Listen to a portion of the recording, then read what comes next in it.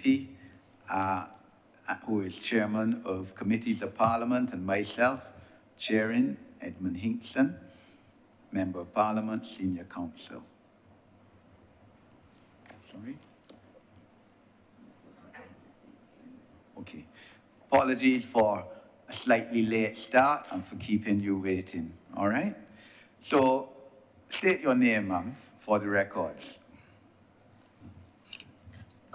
Honorable members of both houses, members of the Joint Select Committee, Mr. Chairman, ladies and gentlemen, good morning. My name is Janine Butcher. And you're giving your testimony by Zoom, so I'm assuming you're not in Barbados? Not currently. Okay, so where are you residing? I reside in Barbados, just I'm not there Oh, currently. You live in Barbados. Okay. Yes. All right. And what's your occupation? For the record. Customer service representative. Sorry? Customer service representative. Can you hear me? Customer service representative. Okay. Yes, please. Okay, Ms. Butcher. So the floor is yours. Okay. Before beginning, I would like to state that I spoke to young persons about their views on this bill and incorporated what they said into my presentation. I am also no expert this morning, but just someone who utilizes a social media platform. Today, we gather here to address an issue that strikes at the very heart of our future. Challenges facing globalization into this technological world. Sorry, Ms. Butcher, Yes, just please? maybe come closer to the mic because you're a Okay. bit muffled. So maybe come a bit closer so we can hear you clearly. Okay. You can hear me better now? Yes, we can hear you a bit better now, yes. Okay. Okay, so I'll start back from. You hear what I said? It was no expert, right? Because I saw persons stating what they did previously in the presentations. You can hear me? Yes, go ahead, Okay. proceed. Okay, so today we gather here to strike at the heart of our future. Challenges facing globalization into this technological world is analysis of the establishment of the Cybercrime Bill 2024, which will be the future cornerstone of how we interact and communicate among each other, especially among the youth that love social media. This Cybercrime Bill 2024 encompasses a comprehensive legal framework to address various offenses related to cyber activities, providing authorities with the tools to investigate, prosecute, and deter cybercrime. I am in agreement of many things here, and that is it is necessary to have this open discussion, that if changes are needed for this bill, it be considered. And finally, that cybercrime is real and active in our daily lives.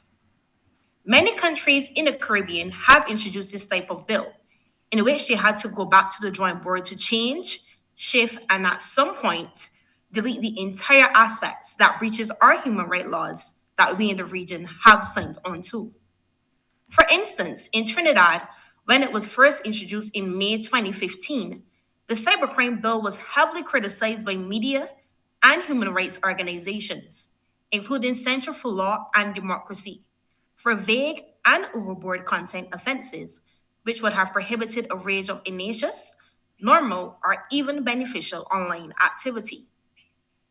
Despite some minor revisions, the current versions of the cybercrime bill still suffered from these problems from its new one passed again in 2017.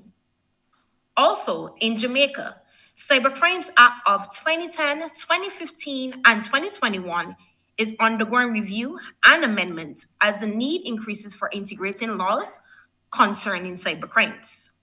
On the face of it, this sounds simple enough and is a bill most citizens would support to protect themselves from potential harm, where these types of laws are not in place. However, there is a delicate balance to ensuring we retain and encourage technology students and professionals to innovate and experiment.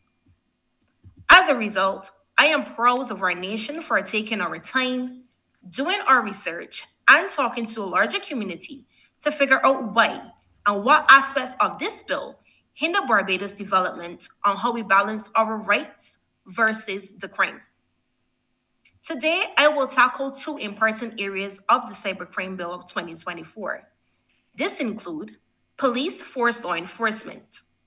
While this legislation aims to empower law enforcement in combating cybercrime, it must be carefully crafted to respect individuals' rights to controlled access to their information. Procedural safeguards, judicial oversight, and transparency are key elements in achieving this balance. Potential for abuse. There might be concerns about the potential for abuse of the legislation for political or personal reasons. The expansive powers given to law enforcement agencies should be carefully balanced to prevent misuse. Indeed, the potential for abuse is a critical consideration when assessing legislation, especially when it grants expansive powers to law enforcement agencies. Here's an analysis of the potential for abuse in the context of discussed legislation and some recommendations to be put in place for Parliament to consider. Political interference. Given the broad scope of the legislation, there may be concerns that it could be used to stifle political dissent. Therefore, safeguards in the law should be in place to prevent the legislation from being misused to target individuals expressing legitimate political concerns or opinions, thus upholding the principles of free speech. Selective enforcement. The legislation must be applied uniformly and without discrimination. There should be safeguards to prevent selective enforcement based on political affiliations, personal vendettas, or other non criminal motivations. Hopefully, everything goes being unbiased. Whistleblower protections. Whistleblowers play a crucial role in exposing wrongdoing. The legislation should include provisions to protect whistleblowers who may be disclosing information in the public interest. This prevents the legislation from being used against individuals seeking to expose corruption or misconduct. Oversight mechanisms. Establishing independent oversight bodies separate from law enforcement agencies can help mitigate the risk of abuse. These bodies can review the application of the legislation, investigate complaints, and ensure that powers are exercised within the bounds of the law. Clear legal standards. Offenses outlined in the legislation should be clearly defined to prevent arbitrary or subjective interpretation. Clear legal standards help ensure that law enforcement actions are based on objective criteria, reducing the potential for abuse. Judicial review. Providing avenues for judicial review of law enforcement actions is essential. This allows individuals to challenge the legality of searches, seizures, or other actions, ensuring that the judiciary acts as a potential on abuse. Protections of minority rights. Safeguards should be in place to protect the rights of minority groups. The legislation should be used disappropriately against specific communities, ensuring that the rule of law is applied impartially. Transparency and accountability. Regular reporting to the application of legislation, including the number of nature of cases, contributes to transparency. Public awareness of law enforcement activities help deter abuse and hold authorities accountable. International human rights standards. Ensuring that the legislation aligns with our human rights standards helps establish a framework that respects fundamental rights and freedoms. Compliance with established norms reduces the risk of misuse. In conclusion, safeguards such as independent oversight, clear legal standards, and protection for whistleblowers are essential to mitigate the potential for abuse associated with legislation that grants extensive powers to law enforcement agencies. Therefore, let us reflect on these vital questions in terms of the police force, law enforcement, and engagement in this bill. Thank you for allowing me to make this contribution. However, I do have a few questions in closing. And they are, How much would it cost the police force to establish this new department to combat crime? How much will it cost the country's taxpayers in terms of police manpower? What will the cost of implementing resources and equipment be? Is the police force willing to participate in this bill? Can we manage our national crime versus our online crime? And those are my questions. Thank you. Thank you, Ms. Butcher. Must say that two other members of the committee have just joined us. Welcome, Senator Gregory Nichols and Senator the Honorable Lyndon Nurse. Okay. Now, as regards your questions, Ms. Butcher, this is a committee of Parliament. In other words, this is a standing committee of the legislature. Under our system of government, as I'm sure you know, we have separate arms of government that make up, our governance structure. So therefore, the questions that you have posed are not within the ambit of this committee or legislature. I'm not saying they're not very relevant or pertinent questions, Ma'am. I mean, how much it will cost the police to set up,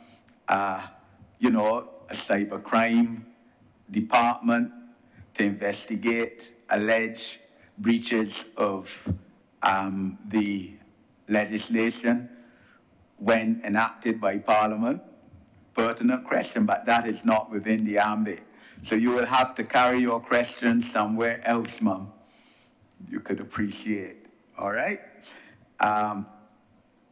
You spoke in terms of the oversight, and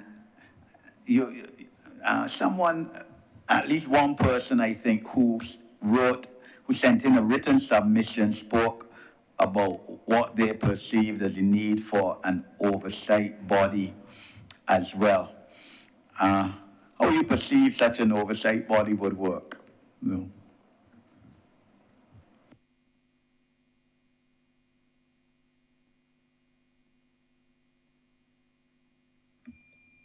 Sorry, can you hear me now?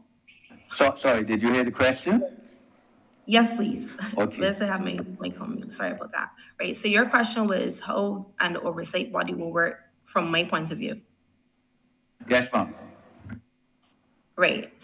As it was stated, in terms of establishing independent oversight bodies separate from the law enforcement agencies itself.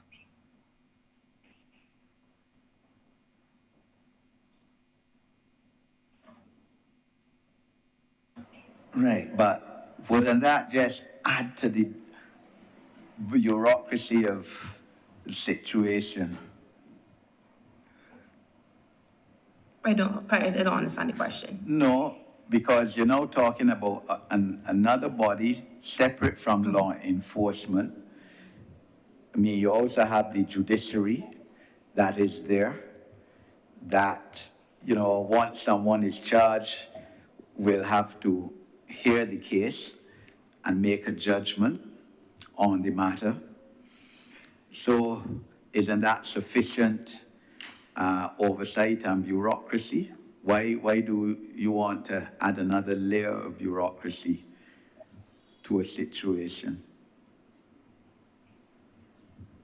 In terms of being unbiased and in terms of like the manpower, which I would have stated as well. So the body that you're speaking of has efficient manpower to oversee the cybercrime bill alone, as well as the other crimes that we have in Barbados as well.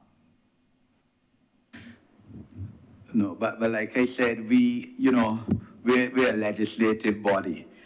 I'm sure that once the bill is passed, enacted, that those with responsibility over the police department would adjust and operationalize the matter. All right? Okay. But as I said, that's not for us to be concerned with here. Okay? Understood. Any members would wish to engage Ms. Butcher? No? Okay, Ms. Butcher, we thank you. Your testimony is, of course, on record and will be part of the report of this committee. So we thank you for your engagement with us and for your keenness to be part of this process. Okay? Thank you for having me. Okay, good morning. Good morning.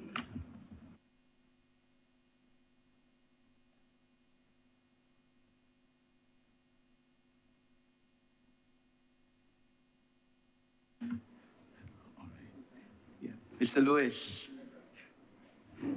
your turn to engage us, sir, and to have the floor for 10 minutes.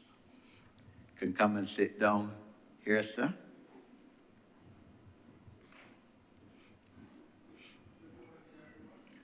Morning.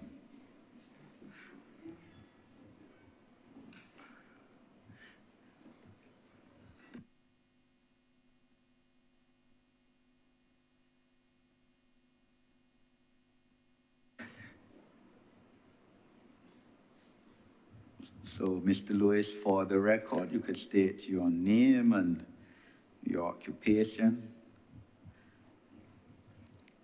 And, okay, you have the mic so that, no, press it. Press it, sir. Yeah.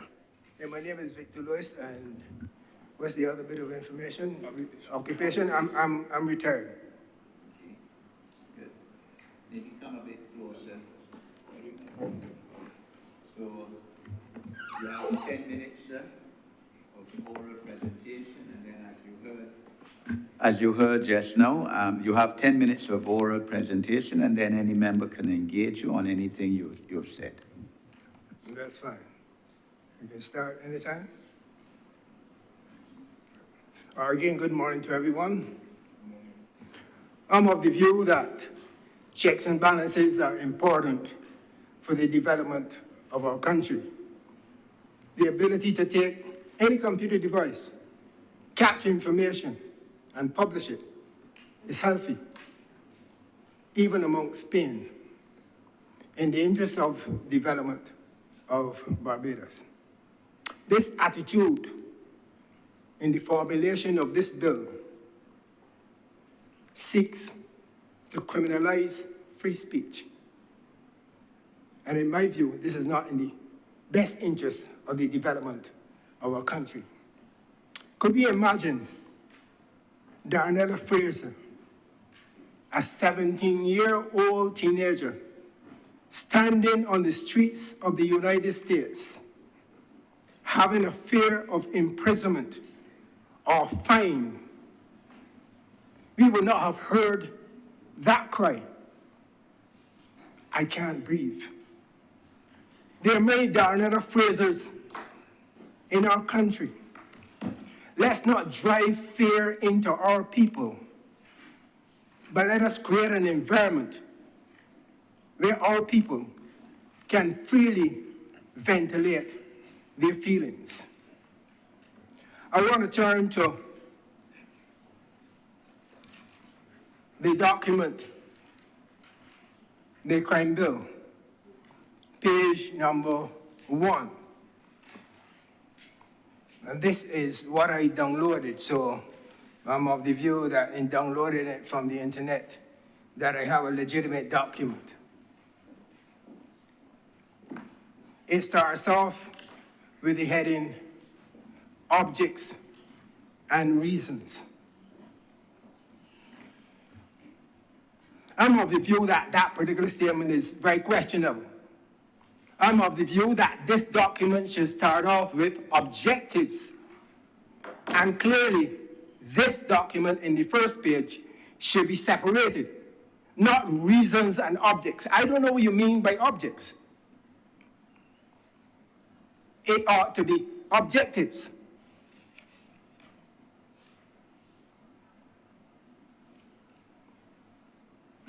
Any objective. Mr. Lewis, Yes, sir. I'm trying to follow you. Where are you looking as I'm looking at, support for what you just said. I'm looking at the document that I downloaded. And Yeah. it starts off with, this bill will provide for, and at the heading has objects and reasons. Objects and reasons. So the bill itself doesn't have that. And I can get you back your time, sir. You can appreciate that there's, okay, objects and reasons. But sir, that is a drafting, that is drafting, sir. Okay, you mean But, right sir, at the front. Sir, whether it's a draft No, or not. no, sir. Hold on, no, sir. Listen to me. That is how the drafters, legislative drafting is an art. That's the course that all law students take. And then there are people who specialize in legislative drafting. And that is how, in Barbados, sir, all bills that come before Parliament have at the front objects and reasons. So that is a legal technicality, drafting technicality, sir. And I don't know if you're an attorney at law, sir, but all attorneys at law, and there are right now 3. There are 4 in here, including a representative of the Chief Parliamentary Council who would explain to you as to, you know, how it is done in Barbados. Hi, thank you very much, Chairperson. Just to clarify that the objects and reasons, this is more or less standard in all pieces of legislation, all bills. The same way you would have an arrangement of sections or parts. So this is a consistent drafting style, and this is seen universally. Thank you. Yes, sir. I'm of the view that that as a heading drives the content. I'm of the view that that as a heading informs the content. And if you would just give me some time, let me just scroll back to that document. Because I heard on the radio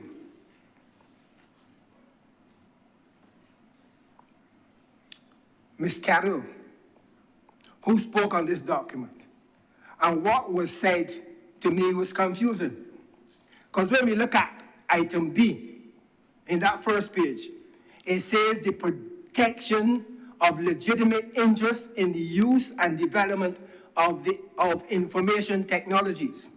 But when Ms. Carroll spoke on the media, she said protect legitimate interests and development.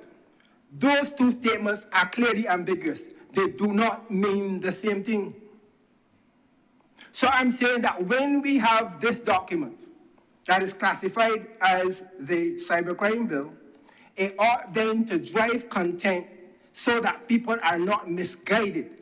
So when we read objects and reasons, these objects and reasons must be clearly defined, not only the objectives, but also those enablers that will drive the objectives, those tools that will be mobilized in order to achieve these objectives. I want to go on to 19(1)(a). A person who intentionally or recklessly uses a computer system to publish, broadcast, or transmit computer data that intimidates a person. Intimidates by this document is said to mean a reasonable person. A reasonable person is one who is acting within the law. Then my question is, if a reasonable person is deemed to be such a person who's acting within the law, then manipulation of the law gives an individual the opportunity to make a reasonable person unreasonable and an unreasonable person reasonable, just by the manipulation of the law. So that then we want to consider what has happened in our country of late when we change town and country planning to planning and development, where once we had a head or a chief town planner, but now we have the Prime Minister of Barbados in charge of planning and development, where that individual can manipulate the laws of Barbados. So when any person has been given the opportunity to manipulate the laws of our country, that person then in the manipulation of those laws can change a reasonable person to an unreasonable one. Okay, Mr. Lewis. Yes, sir. For the records, I have to correct you, sir. I can't let something that is absolutely erroneous go on the records of a parliamentary standing order. Sorry, it's parliamentary standing committee. First thing, sir, the Prime Minister of Barbados, and we're talking about the office, not the individual, cannot manipulate any department that oversees town planning. First thing, the minister in charge of planning right now is not the Prime Minister, it's Senior Minister William Duguid. But historically, since independence, virtually every person who has held the office of Prime Minister has been minister in charge of planning, except for a short period of time when now Ambassador Senator Liz Thompson was Minister of Planning under the Owen Arthur administration for, I think it was 2 years. And now with Senior Minister Duguid being Minister of Planning since last year, April. But, and under our system, a Minister of Government has ultimate responsibility over any department that they have cabinet responsibility over. But if you were to read, sir, legislation that was passed in 2020 or 2019, you will see the checks and balances involved in terms of planning decisions. There's also a tribunal and there's an appeal process, all of that, sir, without a minister becoming involved. So I can't let what you said erroneously go on the record of Parliament without correcting you, sir. And there's no difference now to the situation than it was previously in terms of ministerial ultimate responsibility in terms of planning. That's it, sir. May I continue? Yes. Thank you very much. Now, when I consider the pledge of our country, that I must uphold and defend, and by my living to do credit to my nation wherever I go. When I go to St. Michael, for example, and I examine what's happening on the train track, I, as a Barbadian, realize that the application of the laws in that area appears to be different to the application of the laws in St. Joseph. So I'm confused. Nevertheless, let me go to my final item. And this is 23.1 in the document. Reasonable grounds that a crime is about to be committed. How ambiguous that statement can be. Reasonable grounds that a crime is about to be committed. I'm not only retired, I'm a retired educator and a retired police officer. And I'm of the view, how am I to interpret that a crime is about to be committed? On April 24th, 2023, at 11:57 p.m., my cameras captured a police vehicle by my house. I live in a cul-de-sac. At the end of the cul-de-sac, you have to drive off the paved road to get to my house. At that same time, around that same time, I made several videos. And I don't know if a police officer felt emboldened by this document that they have the right to turn up at my house with a view that a crime was about to be committed. Okay. This document. Mr. Lewis, your time is up. So Thank you very much, sir. please, one sentence to wrap up.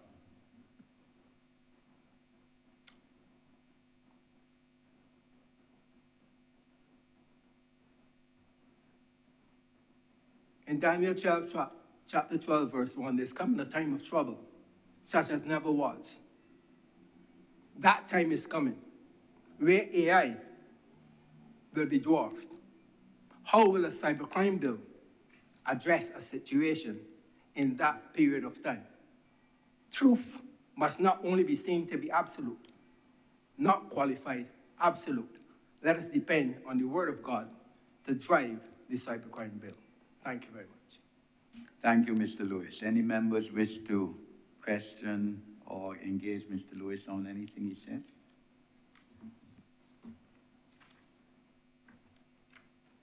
Mr. Lewis, two things. Yes, sir. Sorry. No, I was just going to comment on what Mr. Lewis would have said last about a crime about to take place. I think those were the words used, which were, yes, that words within the bill.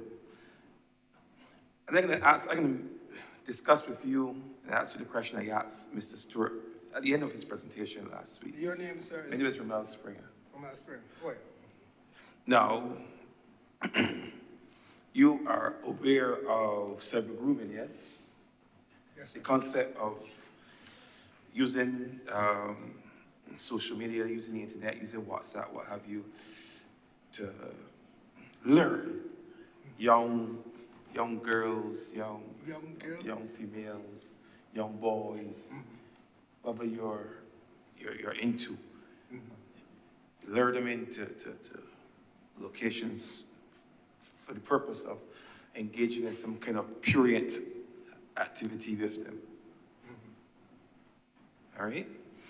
Now, at some point, at some point the crime is not yet committed, but you can see that the buildup is there. You can see that the person is making plans. They're talking to the young child.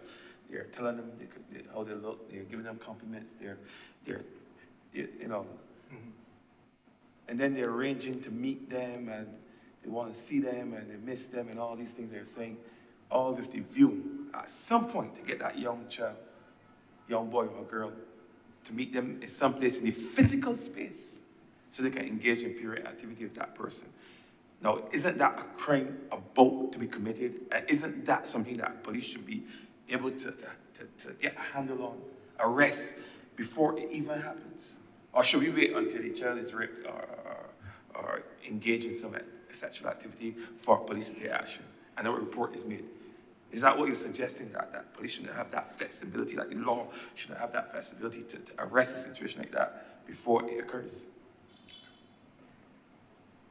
I spent some 30-something years in teaching. I was a year head. I was in charge of many students. I'm aware that the whole idea of this aspect of pornography and computer crime became part of the laws of Barbados in 2005. This is 2024, 19 years after. We are well au fait that this dimension has been addressed by the government of Barbados to protect the people of Barbados. But I would have a big difficulty when my children cannot go into a river and play. That is something now that I must seek to protect. We have already put systems in place to protect our children against cybercrime. When it comes to pornography, that is all news, Mrs. Springer. Let me get to a point now where we have rivers in Barbados, that our children can freely go and play. When we have developers coming to our country to prevent them from enjoying the rivers. At Allen School, we had a department called, for the whole interest of the community.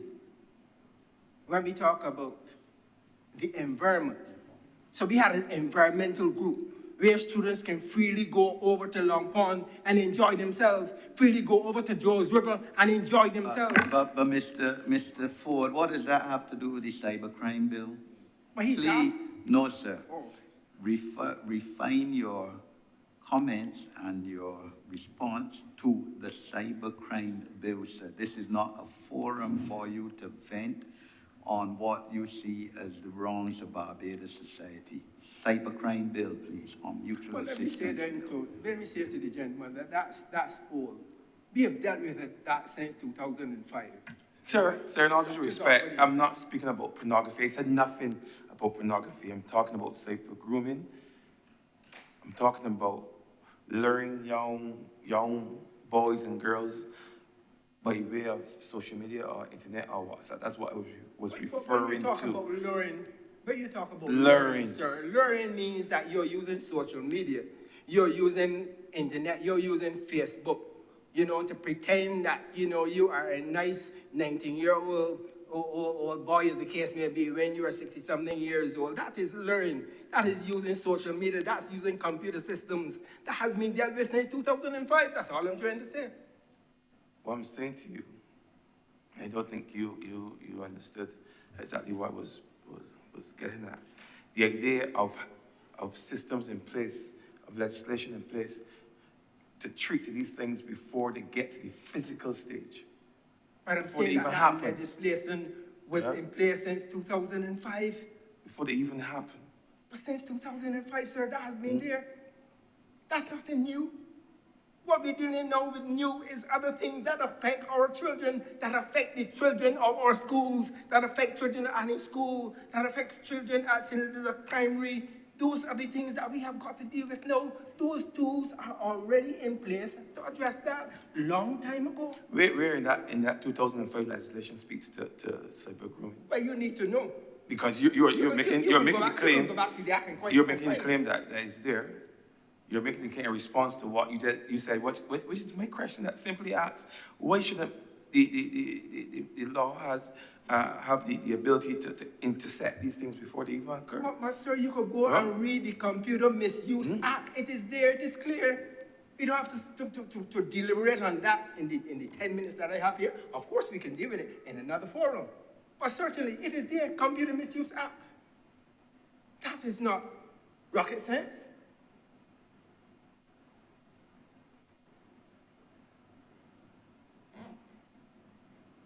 You're not going to answer my question. Thank you very much. Thank you. Any other members wish to engage? Mr. Ford, just one, Mr. Lewis, sorry.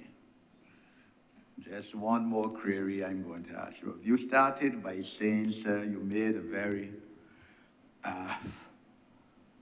fiery statement that this bill will curtail freedom of speech, free speech. You said exactly. Please point me to the section in the bill which will criminalize, that's the word you use, free speech. Point the section. You would appreciate, sir, that, there are certain conditions on which I speak. But I said, What conditions, sir? well, those things that are before the court. Sorry? Those things that are before the court. No, sir, I am absolutely not understanding you. I All right. asked you, you made a very blatant, fiery statement, and I would like you to assist this committee by pointing to the provision in the bill which supports your statement that the bill will criminalize free speech. Straightforward, sir. Yeah, I know, it's very straightforward, no problem. So let's go to 19. I thought it would be at your fingertips, sir. No, I didn't think that you would have to now go looking for it. I've got to roll back my computer. I don't have that printed out. Why should I Oh, print that out? no, sir. Let me just roll my computer. Give me a few seconds here. Let me just roll. I think it's 1991. Let me just roll. You know, I said I would have made several videos over the course of time. And after making those videos, I received several threats, not from Barbados, you know, from outside of Barbados, from developers. Threats to the extent that I would capture information, and I don't want to be specific, but of course I told you I'm from St. Joseph. I enjoy Joseph and other places. Sir, I asked you a specific question. I didn't ask you where you come from. All and right, all fair that. enough, sir. Let me just continue to roll.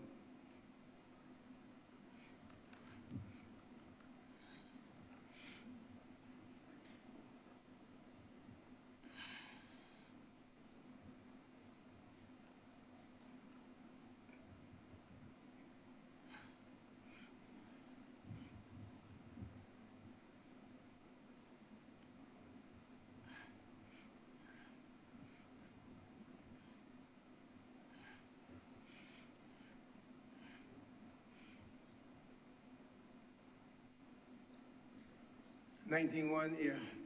19.1a, sir. 19.1, well, let me just deal with 19.1. 19.1. Yeah. A person who intentionally or recklessly is a very ambiguous or derogatory statement, however. A person who intentionally. No, or you don't have to recklessly- read it, sir. We Well, know it. you know, 19.1a. 19.1a. So I took my cell phone, captured information as to what was happening at Jaws River in St. Joseph. I broadcasted it. And then I received threats from the developer. No, sir. What happened with you and the developer, All right, fair that enough, is sir. irrelevant to this committee. You're saying that 19.1a criminalizes free speech in Barbados.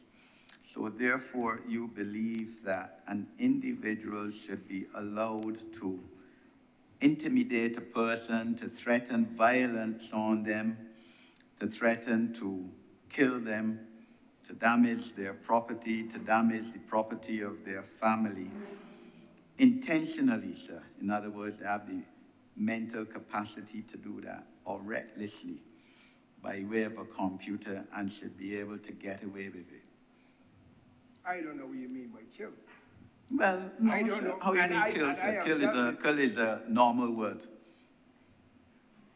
I can kill you. Kill means to take Today, life, so I'm not going to use You that word. feel that someone should be able to use computer to tell someone that I can kill you today, I can kill your mother today, and that is okay with you.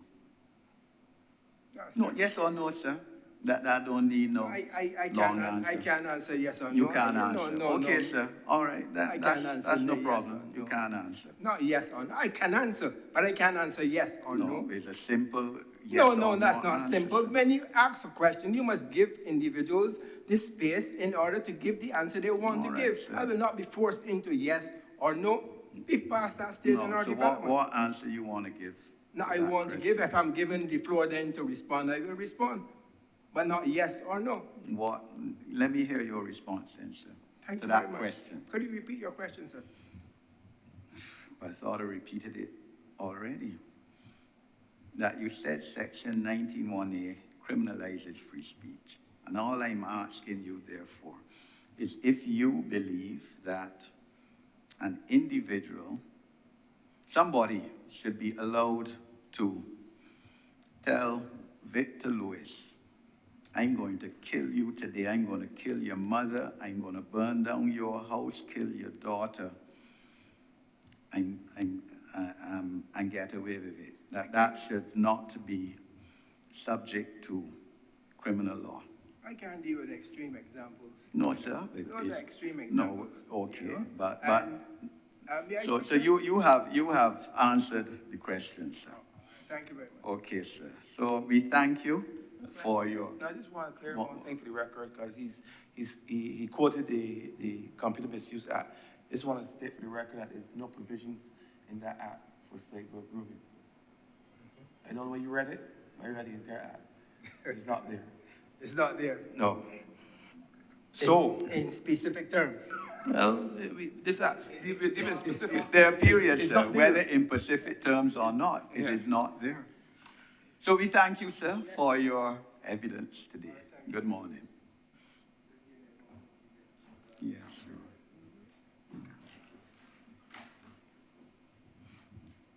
Mr. Chair,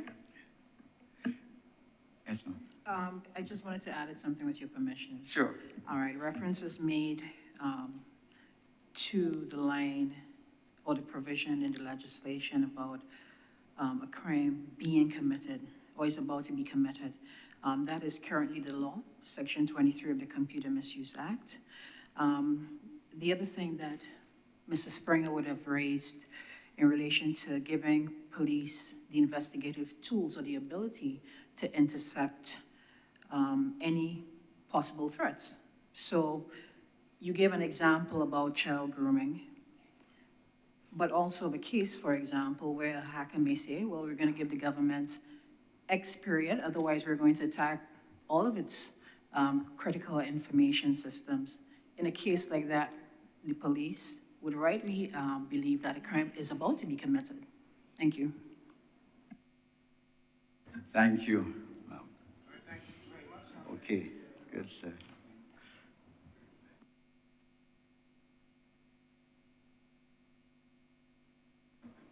Next person is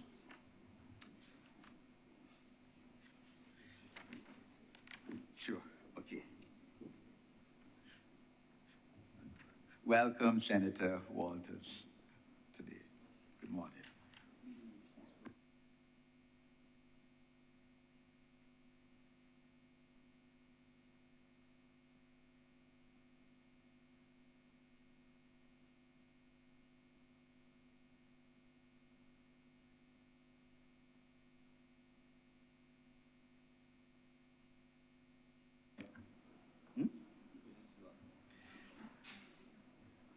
No, I thought we have to see her here.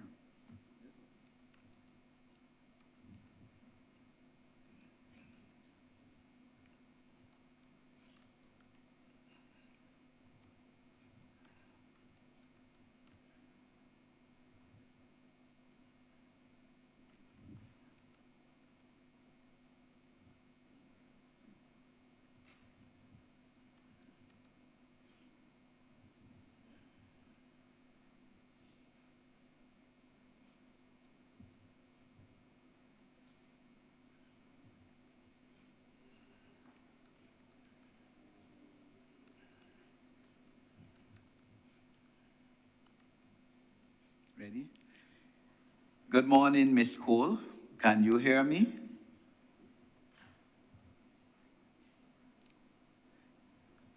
Miss Cole?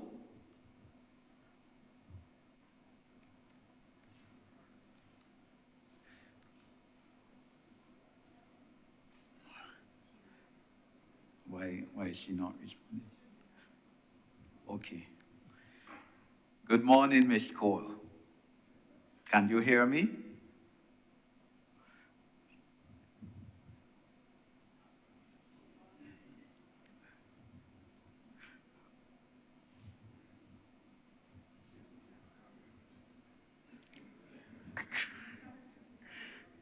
Miss Cole, is your audio on?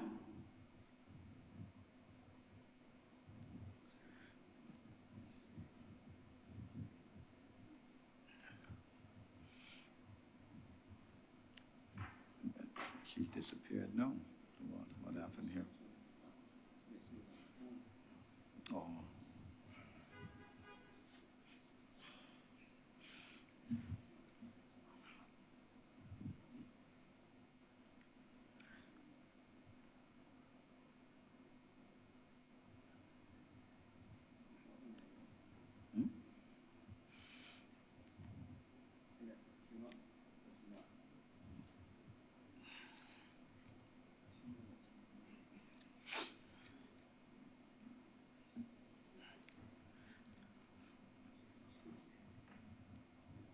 Oh, her time was 11:45, so you want to give her?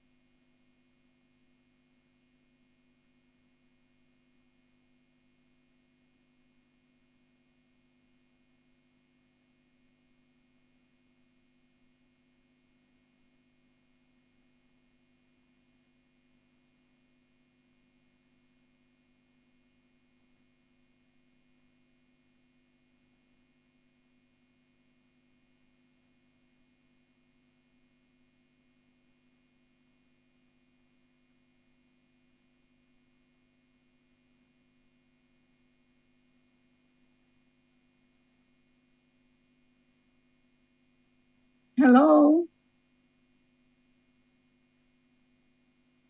Hello, can you hear me? Hello? Hello, Miss Cole. Yes, can you hear me? You're hearing us now. Yes, Yes, you've come on sorry earlier about that. than you've come on earlier than we said you would. So we thank you for that.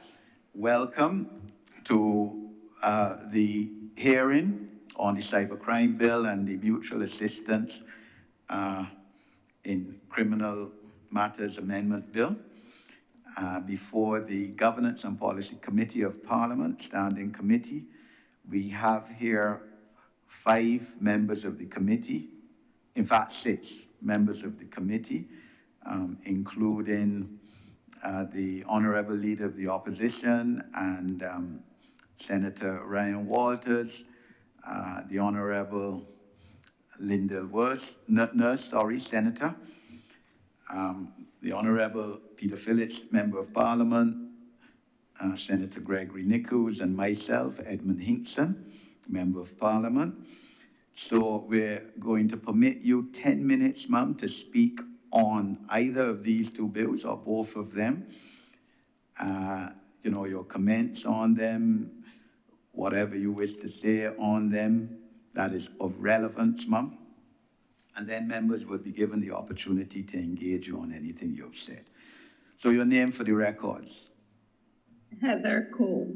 And where are you right now, ma'am? You're in Barbados In or New York. overseas? No, New York City. So you live in New York? Correct. Okay, ma'am. What's your occupation for the records? I'm a budget analyst. Okay, ma'am. Okay, so you have 10 minutes. All right. And I will read my submission, and it is in relation to the cybercrime bill. My primary cause for concern, or one of them rather, I have 3. Last Monday, the 6th of May, I listened to Mr. Stephen Williams in his presentation to this committee. And when he was being questioned after his presentation, he spoke stating that he hoped. Okay, Miss Cole, just hold a bit because it's coming through very loud. So,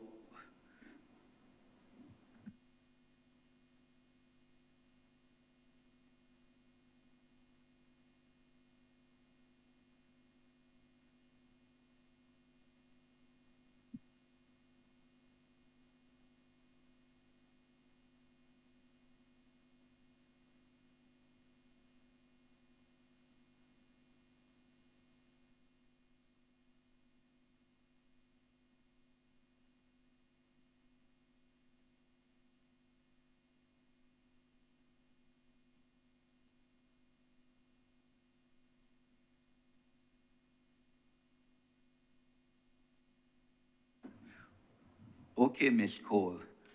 It was coming through very loud, so speak again. All right.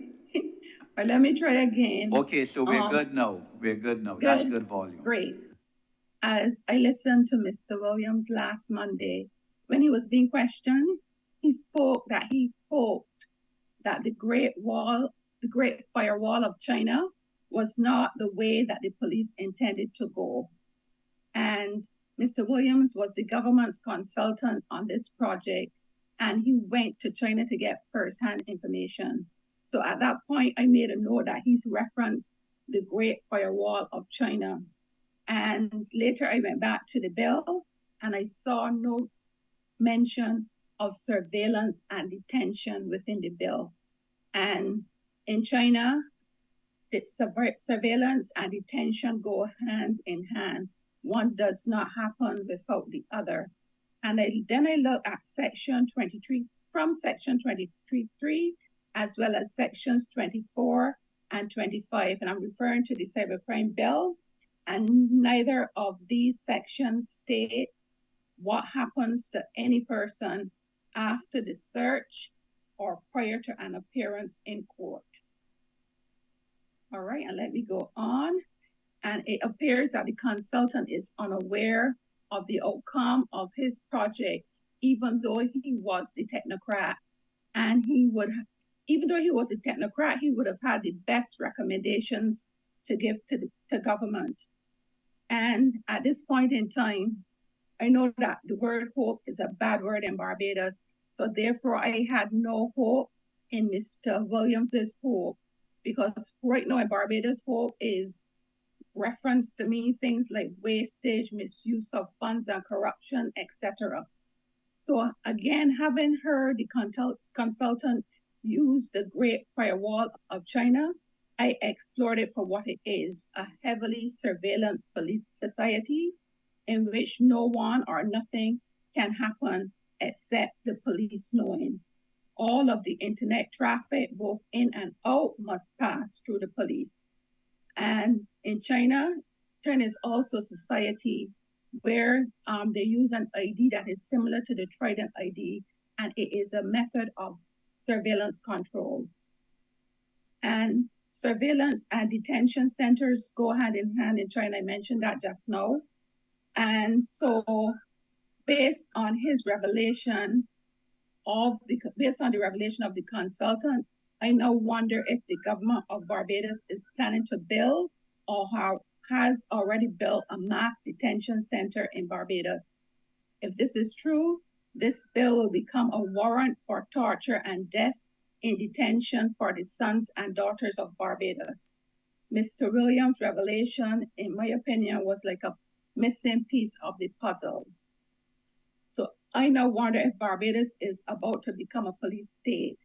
And I am assured I am, as well as all Barbadians, would want to join me to insist that the government of Barbados address this before it proceeds, because I don't think that we should be welcoming Chinese slavery in Barbados. That is my first concern. And the next one is the Constitution. We have awaited the Constitution, the new Constitution, for quite some time.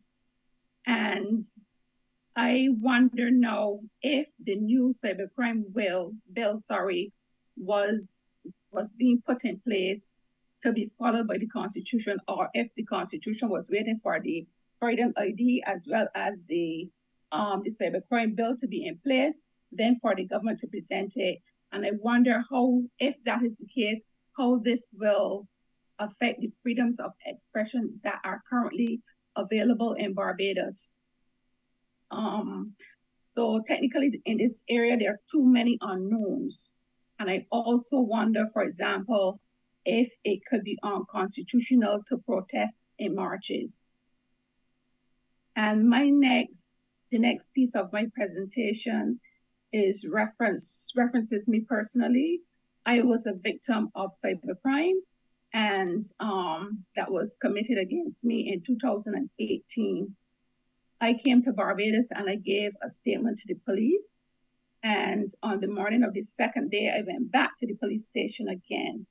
And upon leaving the room where I was being interrogated, I heard the station sergeant I overheard him tell someone on the telephone, "The woman here." And as I passed his desk and he realized that I was passing, he lowered his voice. And he quickly ended his conversation. So I had no idea who he was speaking with. And the police took my phone, and it was not ready by the time I was ready to leave the island the next week. So I went back for it. And subsequently, I sent it back to Barbados in the following month. And it was to be collected from the Worthings police station, but that never happened. I came back to the island the next year. I went to the Worthings police station where another officer met me up there and finally collected the phone. I kept in contact with the police for updates regarding the case, but nothing was forthcoming. My brother was calling continuously, and if the sergeant answered the phone or whoever transferred the phone to the sergeant, they would either say an arrest would be imminent or tell him something to get him off the phone, but most of the times the phone rang off the hook. Years went by. I wrote to the Prime Minister, got no response. I wrote to the Consul General in New York, got no response. And I wrote to the Director of Public Prosecution as well as the Commissioner of Police, got no response. And when the Consul General of Miami was coming to Barbados at a point in time, after I had contacted him about this matter, he said he would raise it with the AG when he got to Barbados, and that he was going to Barbados in 3 weeks' time. And when he came back, I contacted him, and he said the AG said he would investigate the matter. Nothing happened.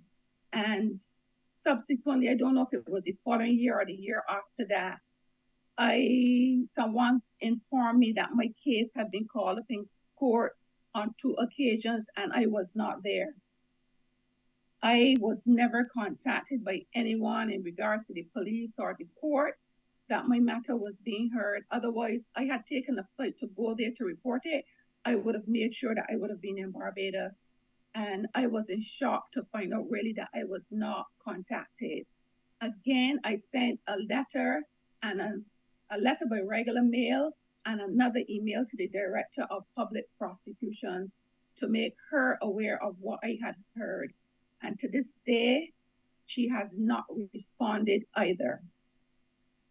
And coming up to the last election, this was an embarrassing and frustrating process. And coming up to the last election, I decided to write a press release to inform everybody of what was happening, because subsequent to this, matters involving people who had similar cyber crimes were investigated, and there was an outcome, and nothing was happening to mine. And I sent that press release to a friend of mine seeking guidance, and somehow or the other, I know the path it took, it made its way to the Attorney General. And I presume that he was feeling that he may have become embarrassed by what was being exposed. And the next morning, probably before 10 o'clock, my sister was able to call me and tell me that the police from the Holton police station called her, wanting to know how soon I could come into Barbados to attend court. So I said all of that, and we went to court, and up to this day, what happened was just to appease me, because the case was adjourned, and up to now, nothing has happened. And that was just the same year that was Miss Cole, Miss Cole, hold on, Miss Cole. However, I just want to say you have 2 more minutes. Okay, all right, what you're saying, ma'am, is of interest. Obviously, you're speaking about the police. Realize that this is a legislative body. I do understand. And we're speaking about the bill. Yes. So yes. we really don't have oversight over the police. But we're But giving you a relevant. little whiff, ma'am. We're giving you a little whiff, but also, you know, I want you Right. still to focus and realize that your time is running out, because I members can understand. also engage you after you speak. Okay. Okay? The reason why I stated all of that is to say that the law, the cybercrime law that existed then, and the one that is being proposed now that was just passed, offered me no protection, either of them. There is no protection from bad actors in the civil service or the parliament or wherever. So the old law offered no protections. I read the current one. It also has not addressed the issue. It offers nobody in a similar position any protection at all. There's no guarantee that they will have a day in court. And in conclusion, that I oppose the bill in its present form because it may have significant changes that would affect our constitution and freedoms of expression, and the idea of mass surveillance, I think, should not be tolerated in Barbados at all, mass surveillance or detention centers. And that's my presentation. Thank you, Ms. Cole. Any members wish to engage Ms. Cole on anything she said or otherwise?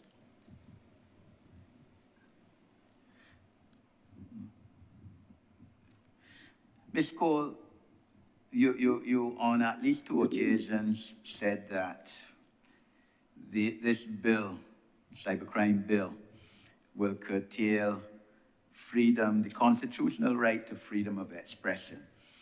And yes, there's a constitutional right to freedom of expression, but isn't that right curtailed and, surrounded, ring-fenced by certain obligations and limitations that, yes, there's a constitutional right to freedom of expression, but that right is subject to public interest and morality and laws of privacy. Isn't that the case? So if that is the case, why are you saying that, it threatens your constitutional right to freedom of expression? So, in my opinion, nothing was wrong with the previous bill. I do not think what it does is that the reach of this new bill is wider and it can encapsulate many other things that relate to people's freedom. I think that if the previous bill had some areas in which it was not up to standard, that it should have been updated, but this one is way too wide and vague. Even if we have to try to discuss or try to figure out what freedoms of expression are at this stage, we have a problem. Okay, but have you seen section 19.5 of the bill? I had it up here. Is there something specifically you wish to tell me? No, the cybercrime bill, 19.5. I did read it. Which says that there are defenses to an allegation of breach of the cybercrime bill. Defenses that are similar, the same as in defamation, are carried forward in this bill. In other words, if what you are saying is true, or if what you are saying is trivial, that you have a defense to a charge on allegation under this bill. If what you're saying is comment, so Go ahead. why therefore you believe that, your constitutional rights to freedom of expression are being breached? When you have those defenses, you gotta be sure, for example, that what you're saying is true, not because somebody is a politician, that you can say any and everything about them, that they're corrupt. XY is a crook. He took bribes, and even bringing in the mother, as a lot of people do. What do you expect about XY? His mother was a prostitute anyway, so you can't expect nothing better from him. But then you can't prove either of those. Do you think that because you have a constitutional right to freedom of expression, you should be able to say that about an individual or their mother when you can't prove that it was true? Just using an example. Go ahead. Just using an example. You believe that because you have a constitutional right, freedom of expression, you should still be allowed to say that without, any penalty? I don't believe in abusing my constitutional rights, and I don't think that anyone should take it lightly as well. However, I don't publish or write anything that I don't think is true, nor that anything that connecting the dots would not seem true. I would never do that. For example, if I can bring you right back to this very bill, if you were a lay person who's not familiar with the law, and you read this bill, as I did, and you read 23, 24, and 25, there is something missing between 23, 24, and 25, and it doesn't make any sense. So that is why my query is the surveillance and detention centers, because I read it and to me, it ain't look right. Something wrong there. So that is why I am querying that. But however, to reinforce it, I am not a person who goes willy-nilly trying to put things on the internet that don't make any sense and that are untrue. And I hardly, well, perhaps some people do it. And if they do, yes, I agree that they should be, that there is a law there should be a law for defamation. That's what I believe. And also, again, when I read this bill, the premise that came over is that you are guilty until you have to prove your innocence. Normally, it is the other way around. No, ma'am. That's the impression I got. The time old standard of law and rule of law in Barbados is that you are innocent until proven guilty beyond reasonable doubt.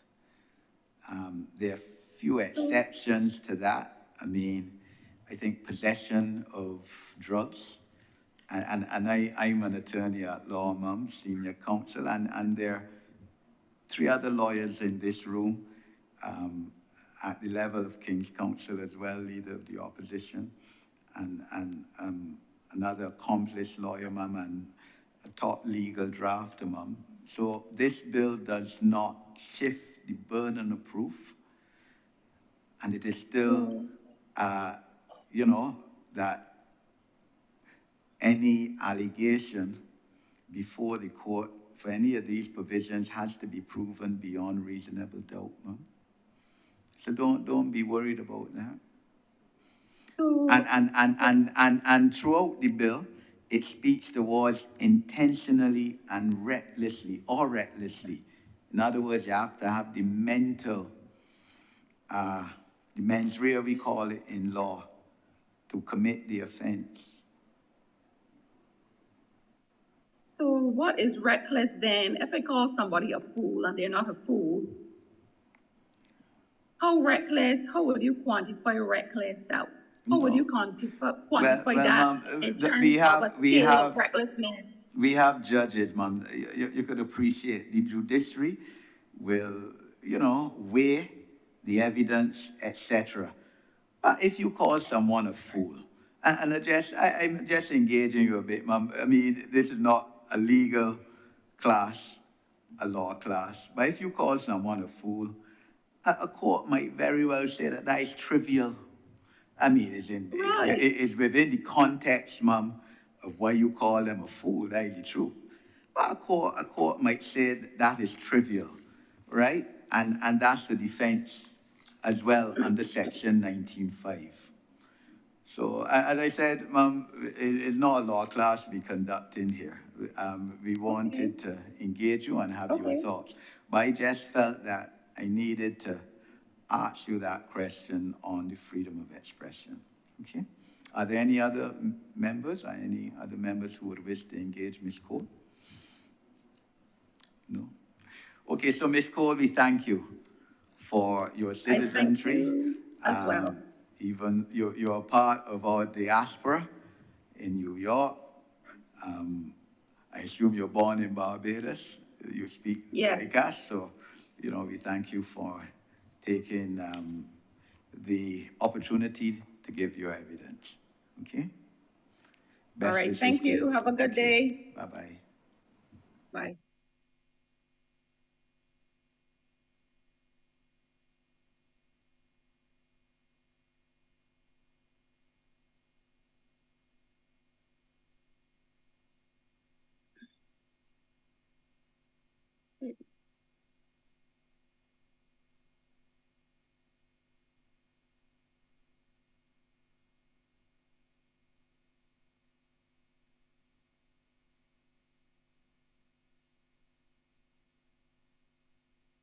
Okay, so bring on Mr. Weeks.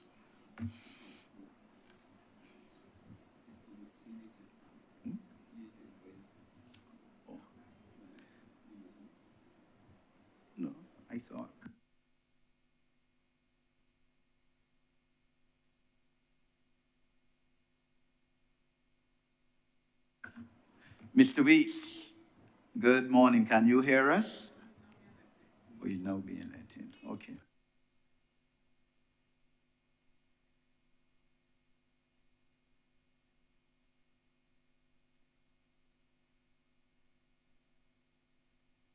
Hello, good morning, Mr. Weeks.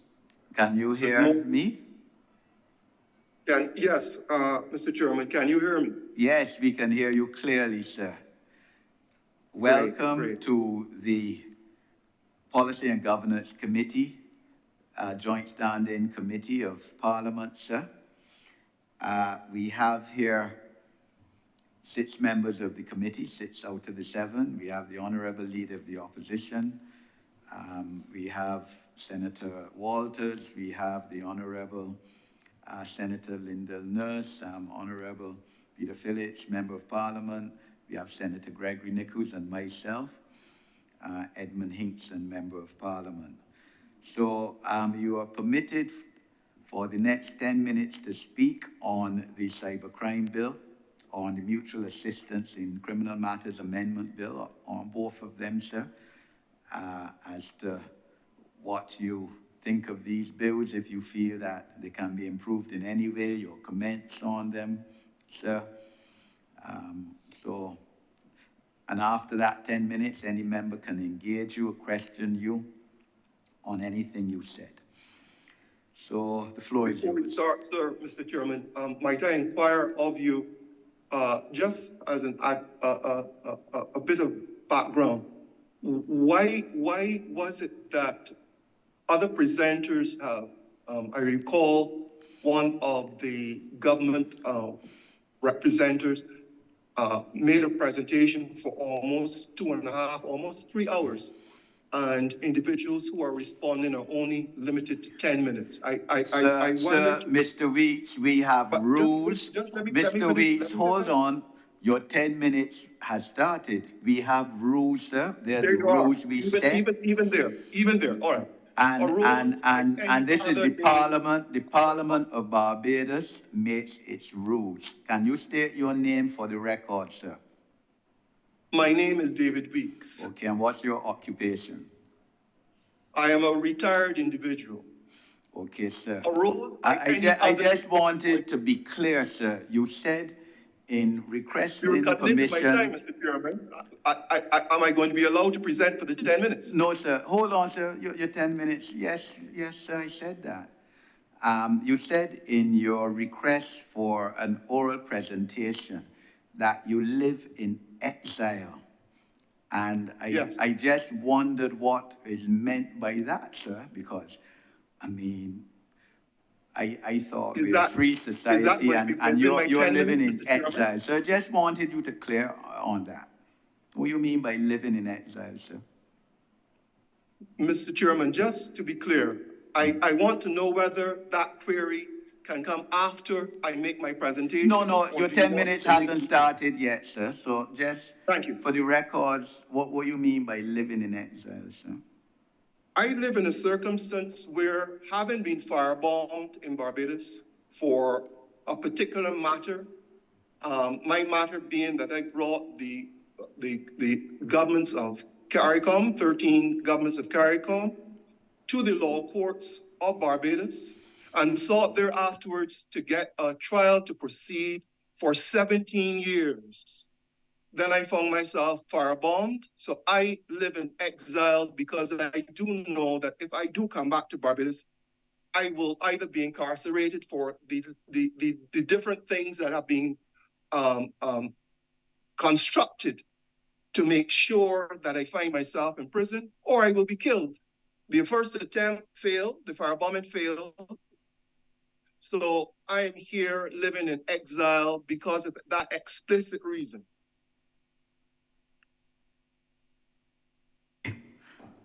Okay, Mr. Weeks, the floor is yours. Let me just start by saying you would be very familiar with a quotation from from Romeo and Juliet, "A rose by any other name would smell just as sweetly." And what is presented in that statement is that what one says and the actuality, irrespective of what is projected as an outcome, what ultimately obtains is defined by virtue of the outcome. Quite simply, it looks like a rose, it smells by a rose, but what we are being shown here are the petals of the rose. I'm among many individuals who would caution Barbadians and reviewers alike to consider the petals of this rose that is being presented to the people of Barbados under the context of cybersecurity bill. There are some words here that masquerade within that bill, and attention should be brought to those: annoyance, inconvenience, embarrassment, insult, humiliation, intimidation, and anxiety. For on the one hand, there are justifiable issues that the bill addresses, namely illegal and reprehensible acts that require the enactment of laws to protect the rights of citizens, politicians, and the such like. I guess politicians are a subset of the citizens of Barbados. But I respectfully suggest that the new republic in proposing state endorse threats, and it both denies the rights of the freedom of speech. Forgive me saying freedom of speech, I should say freedom of expression, because freedom of speech obtains here in the United States. Freedom of expression is what obtains in Barbados. The Budapest Convention has certain provisions, and by extension, the Cybercrime Bill purportedly established based upon the Budapest Convention gives those three categorizations of substantive law, procedural law, and international cooperation as matters related to cyber crimes. But reviewers will see how definitely the reasonable parameters of the Budapest Convention are exceeded by our indigenous cybersecurity bill, particularly as defined by Clause 20, cyberbullying. Under 21, if we read in part, and I will just give an excerpt, a person who intentionally uses the computer system to publish, broadcast, or transmit data that is offensive.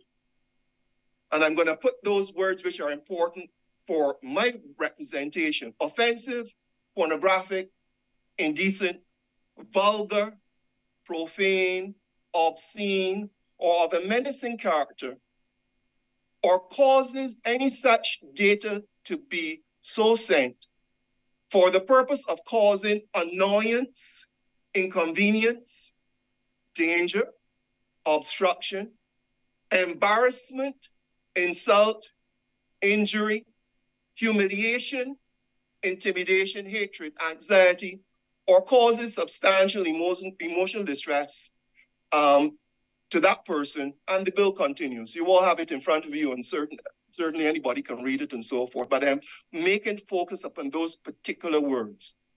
I respectfully suggest that there's a disingenuous concatenation of these words being relied on here. The blindest man on a trotting horse can see what the words danger, injury, and hatred can refer to. But consider those other appended words in the lesser, indeed even puerile impact: annoyance, inconvenience, embarrassment, insult, and said other vapid terms. I respectfully suggest that there is a disingenuous concatenation here being relied on. The bill has been purposely mentioned danger, injury, and hatred with a hodgepodge of words of lesser, indeed puerile import. And I wouldn't go over them again. I know that you all are familiar with them. You all wrote it: annoyance, inconvenience, embarrassment, insult, and similar words. These delicate, emotional, and sensitive words, which are not criminal acts, but like the privileged exchange of your mother uttered in the lower house, might at best be subjectively inflammatory. And it raises the question of why have they been included and added here? I am reliably informed, not to say begs the question here, but rather it raises the question. It raises the salient question: why are these words so purposely being intertwined? Why use danger, injury, hatred with annoyance, embarrassment, insult, or inconvenience. And I will attempt to answer that same question and say that this concatenation is purposed to create a situation where its artful juxtaposition will be used by parties who seek to entrap the victims of the Republic. Now, let me repeat that part, the victims of the Republic. No defendant charged under this law will be able to delink those emotive words and will find themselves incapable of decoupling danger and injury from their charges. And in anticipation of upcoming questions, I expect that the question will be posed about if I want to delete injury and danger from the bill. And I preempt that question by saying no, but I suggest respectfully that as the bill is purposely written, citizens have to take all the words or none. And therein lies the petals of this cybersecurity rose of any other name, Mr. Chairman. The subtle undercurrent of this bill is that it ostensibly states that Barbadians are free to transmit data as long as it does not defame others. But more specifically, while defamation is provided for in existing laws, this now includes a purpose puerility, expanding on the plurality of unnamed distresses appended to catch any and all dissenters. In a recent exchange, I remember another presenter, hypothetical example of defamation, made the statement where a fellow would call another's mother's a prostitute. I believe it was you, Mr. Chairman, who talked about given an example of the mother being a prostitute. So in a tangential vein, I would like the committee to consider this example, which won't use the vulgarity that other member of the House directed to another member, referencing the other mother's parts, underprivileged, of course. But let me give you this tangential banter. Suppose you and I, Mr. Chairman, we were to attend a hypothetical nightclub, and you or I spread news of the other individuals' dalliances to third parties. One is led to wonder if that truth being shared to third parties, while not causing danger or injury underneath the bill, but causing annoyance, embarrassment, humiliation, and generally discommoding either of us, if that will be given the expansive or if given the expansive definition of this cybersecurity bill, it will activate it and cause either of us to be brought before the Barbados courts by the other aggrieved party because of embarrassment, because of annoyance. For such a query, I would answer yes. And I will go on further to say this, that depending on who we are as the aggrieved party, because of the puerile emotive conditions expressed within the bill, as the aggrieved party, notwithstanding the truth of your seeing me in front line or any of those nightclubs, I can easily seek to bring my matter, or you can easily bring your matter before the court. And though you only embarrass me, and you or I can find ourselves guilty of the immature provisions of the Barbados Cybersecurity Bill, because my remarks are offensive. Listen to this, 7 years or $70,000 because I offended you or you offended me. And our nation has been silenced from any type of dissent. So this bill has used two deft concatenations which commingle legal issues with subjective feelings claimed by an aggrieved party. For example, a politician or them friend, parties now protected by Barbados's equivalent of Thailand's lèse-majesté, enacted by a sympathetic magistrate. I beg your forbearance, and this is where I really and truthfully had wanted to make to close. I wanted to close and give a simple example to underscore how this fickle annoyance condition under the imminent cybersecurity bill can be enacted. So if I could, from this point of view, I need your assistance, your IT team's assistance, just to make something come on stream, and then there afterwards tie in the offense, tie in the issue of how someone can be annoyed by something that is that underneath this particular law and can seek there afterwards to put me in front of a court. Or anyone who in similar vein seeks to make representation or express an opinion which is not a popular opinion, but merely because of what you are presenting, it causes annoyance, it causes insult, it causes injury, or humiliation. I wondered whether the committee would allow me to make representation here and do that, if only for a couple of seconds. I don't know how much more time I do have, but I'm finished on this particular point.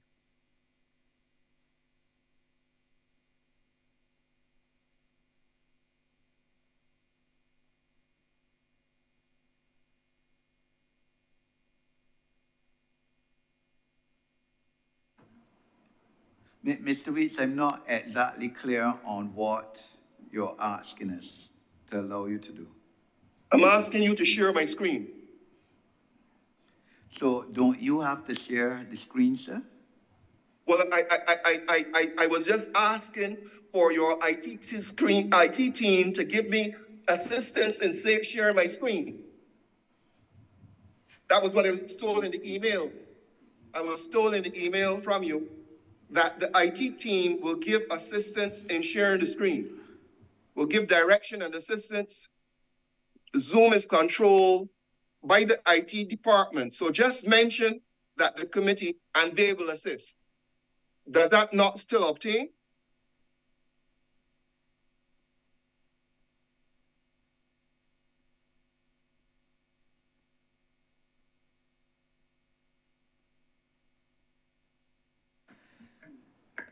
Mr. Weeks?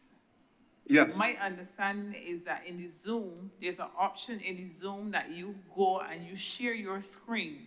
And once you do that, it will show up on our end. Okay. Share.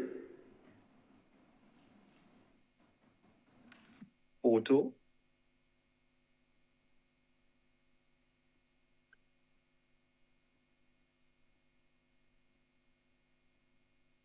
Very good. Is that being shared with you? Yes, it is there. Good. But Mr. Weeks, we're not going to allow you any such sharing. We're here to discuss the Cybercrime Bill and the Mutual Assistance in Criminal Matters Amendment Bill. So we're not allowing this, sir. Hold on, sir. So your presentation, please take that off. Is your presentation at an end?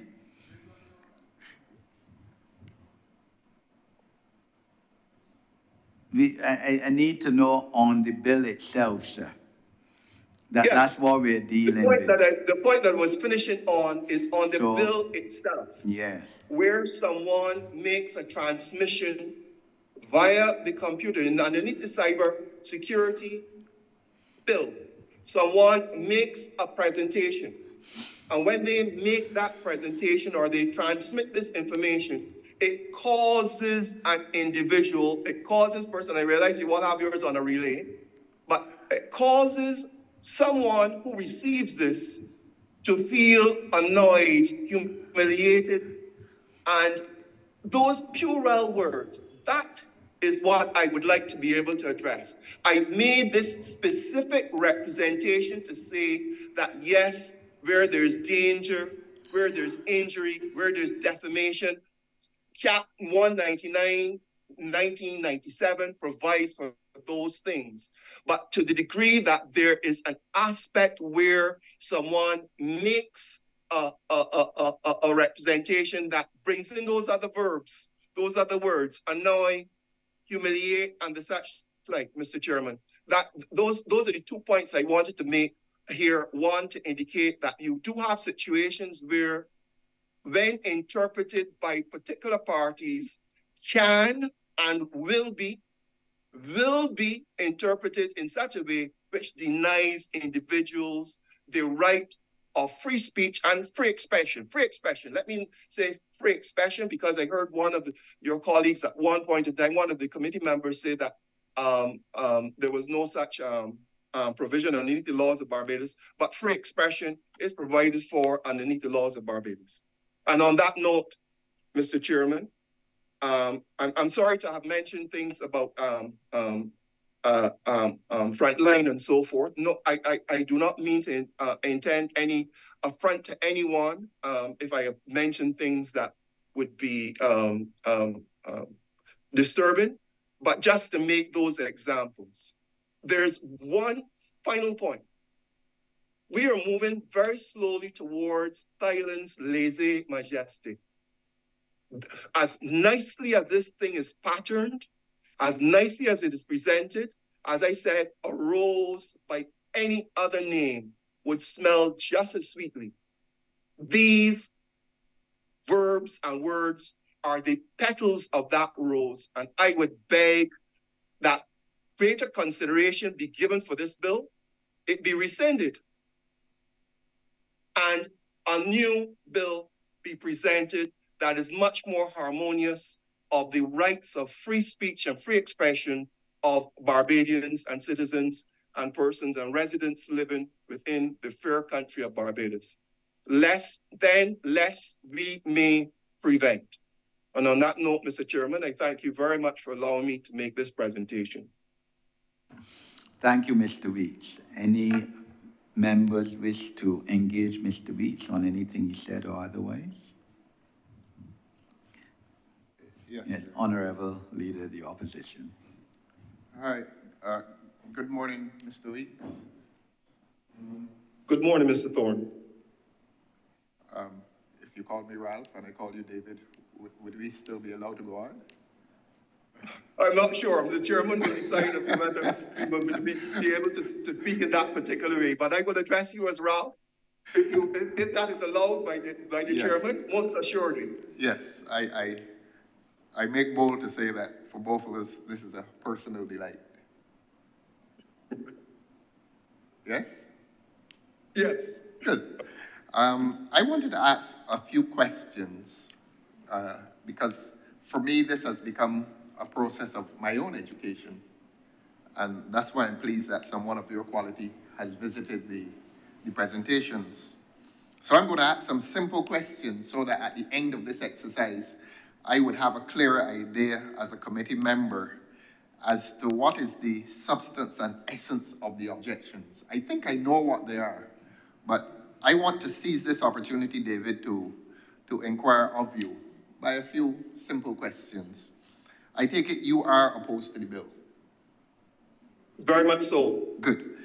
And I take it you are aware that this law, in its form as drafted here, has been passed in other jurisdictions. I don't ask that to excuse what is being done by this Parliament.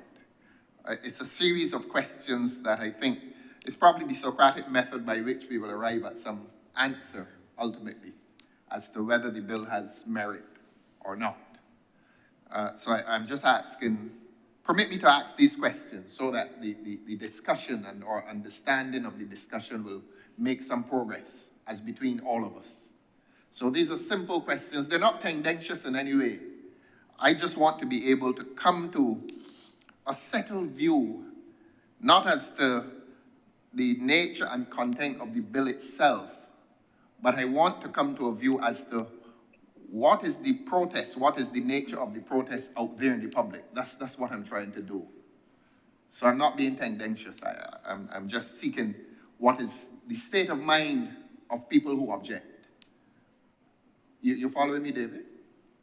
I am following you, Ralph. Good, good. I would not be presumptuous to speak on the public, but within the small cadre of persons who I converse with, both within the diaspora and there in Barbados, the concern is not so much the ambit of the law that other countries that have passed this law, other countries that have passed this law that they have made provisions for, but more so the subtlety the subtlety within which if I have offended you, if on by mere the substance of something that is conveyed via the computer, and that's why I sought to use that particular example that I provided, that the chairman asked to be taken down. I sought to say, if the sentiment of individuals is that their rights and their privileges that would normally part of these fields and hills beyond the recall in Barbados, they're seeing that they're being taken back, that if someone opens their mouth and says something like Mugabe land, and compromises a little mean, you can actually see, or maybe I should ask the question, do you not see, Ralph, who Casey, the chairman did in actual fact give you the KC as opposed to the SC. But do you not see where there is room for an interpretation or misinterpretation where such a meme could be brought into the court because it causes annoyance, it causes humiliation, and No, we're all always entitled, I'm sorry, we're all always entitled to subjective interpretation. The court ultimately has that duty. I want to say to you, David, that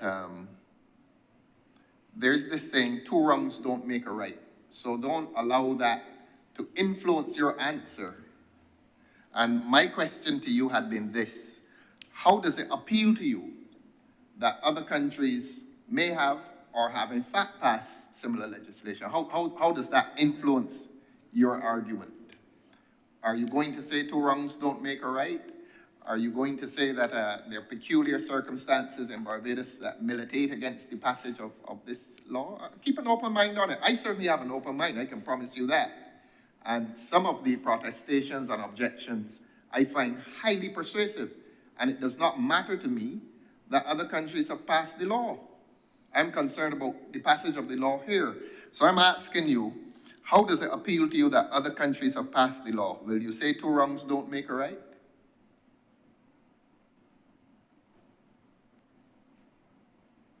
You're muted? Oh, sorry. You got muted. You got muted just now. Or I beg your pardon. I was asking you, how does it appeal to you that other countries have passed this legislation?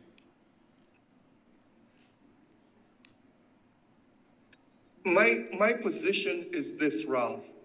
While other countries have passed that legislation, yes, I do not believe that that weighs upon a Bajan, a Barbadian, any Barbadian who has come up in Barbados where our navel string buried should not be subjected to such a pernicious law, which by cover of night is taken away the basic rights of individuals to speak, because what I have been hearing is that when you are within groups of individuals speaking in the context of Barbados, now there's a fear merely to write something within the computer format because individuals can send that to a third party and it be construed, if the law is passed, it be construed as a chapeau underneath which individuals can be can be prosecuted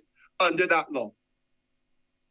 Okay. So I'm not really interested in what happens elsewhere. Right, right. I believe that as Barbadians, we have a right to preserve or cherish freedoms. Or cherish freedoms.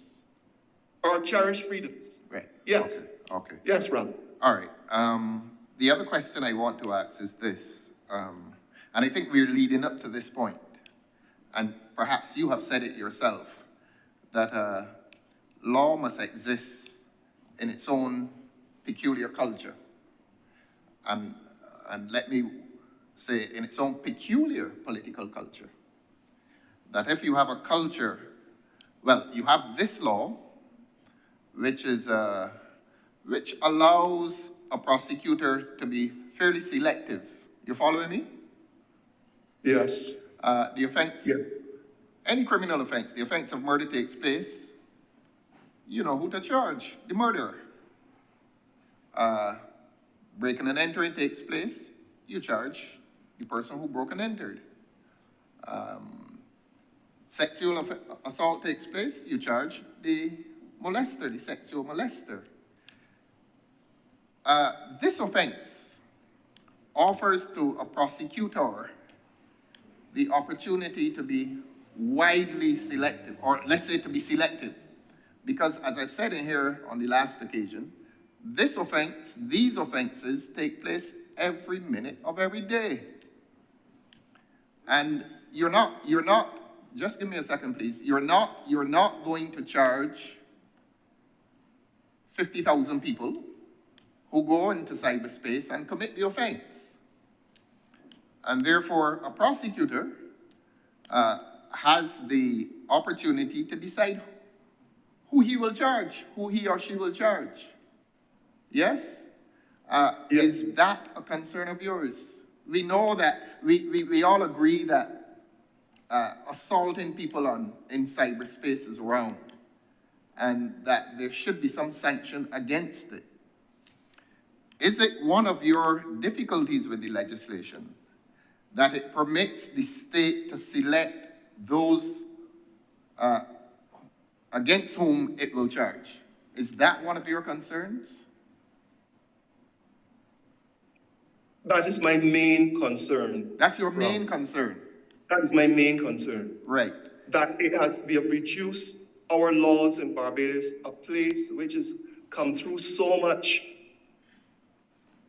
where our forefathers, well, particularly as we consider the period prior to and following our independence in 1966, we are moving far and very far away from what the forefathers perceived or what Arabar perceived, and those individuals within that cluster perceived as these fields and hills beyond recall are now our very own. This law, or those clauses, those verbs within there, they expressly allow for individuals to take away those rights and cherished freedoms. That is what I think, that's what I'm seeing there. A colleague called me some months ago when this was being contemplated, and he says, "You have offended the powers that be. Why is it that these two things are being so aggressively pursued?" And I said to that individual, my matter of 17 years, when I recognized that I have not been able to get a day in court, I said that the only place that I can go to is to the United Nations. Now, before we go any further, Brother Ralph, when I say United Nations, I am speaking about the United Nations Human Rights Commission, not the United Nations Secretary General. So let there not be a situation where people are saying, making a comment about that particular position. So you got your rights abrogated. You no longer have rights underneath the court system in Barbados, and you reach out to the United Nations Human Rights Commission. And that in and of itself causes further problems. So I would respectfully suggest that when an individual such as myself will continue to make representations to those bodies, will continue and will not pause in making those representations, that can cause certain parties to be offended. And that is the reason that this law is being pushed with such alacrity. David, have you looked at the Computer Misuse Act, which is on the books and has been so for many years? By way of comparison, have you looked at the Computer Misuse Act, which I think this legislation will repeal? Yes, but look more carefully. You're not necessarily looking at the improvements, because let me just say that... Just let me develop the question. And the question was this: do you consider that the Computer Misuse Act has served its purpose, or has outlived its usefulness? Pardon the cliche, has outlived its usefulness. It has, because the issue... Short question, short answers. I don't think the chairman will allow us too much longer. So that if it has outlived its usefulness, and that this legislation is intended to replace it. Do you consider that this legislation has gone too far in potentially trampling the rights of citizens? Yes, Yes, most assuredly, yes. most certainly. It has addressed the fact that the environment with computer abuse has totally changed from Yes. when those laws were passed. But in its enthusiasm and zealousness of particular parties, it has divided itself. What is the word? I forget the term about where reason divides itself from justice. It becomes over anxious, it becomes over expressive, over enthusiastic, ultra virus. Yes. It is now going into an area where it is saying, yes, these things need to be addressed because these have changed. But while we are at it, let us also look at seeking to keep individuals from speaking anymore. They can't offend anyone. Yes. Now, sometimes we, and when I say we who are politicians, say things rather unwittingly. And the chairman may not mind that I remind us all that he made reference this morning to politicians.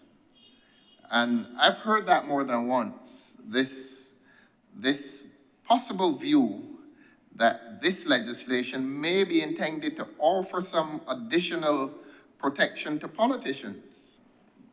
I haven't heard anybody say priests. I haven't heard anybody say policemen, garbage collectors. And whenever I hear a reference to a category that suffers abuse, I hear politicians.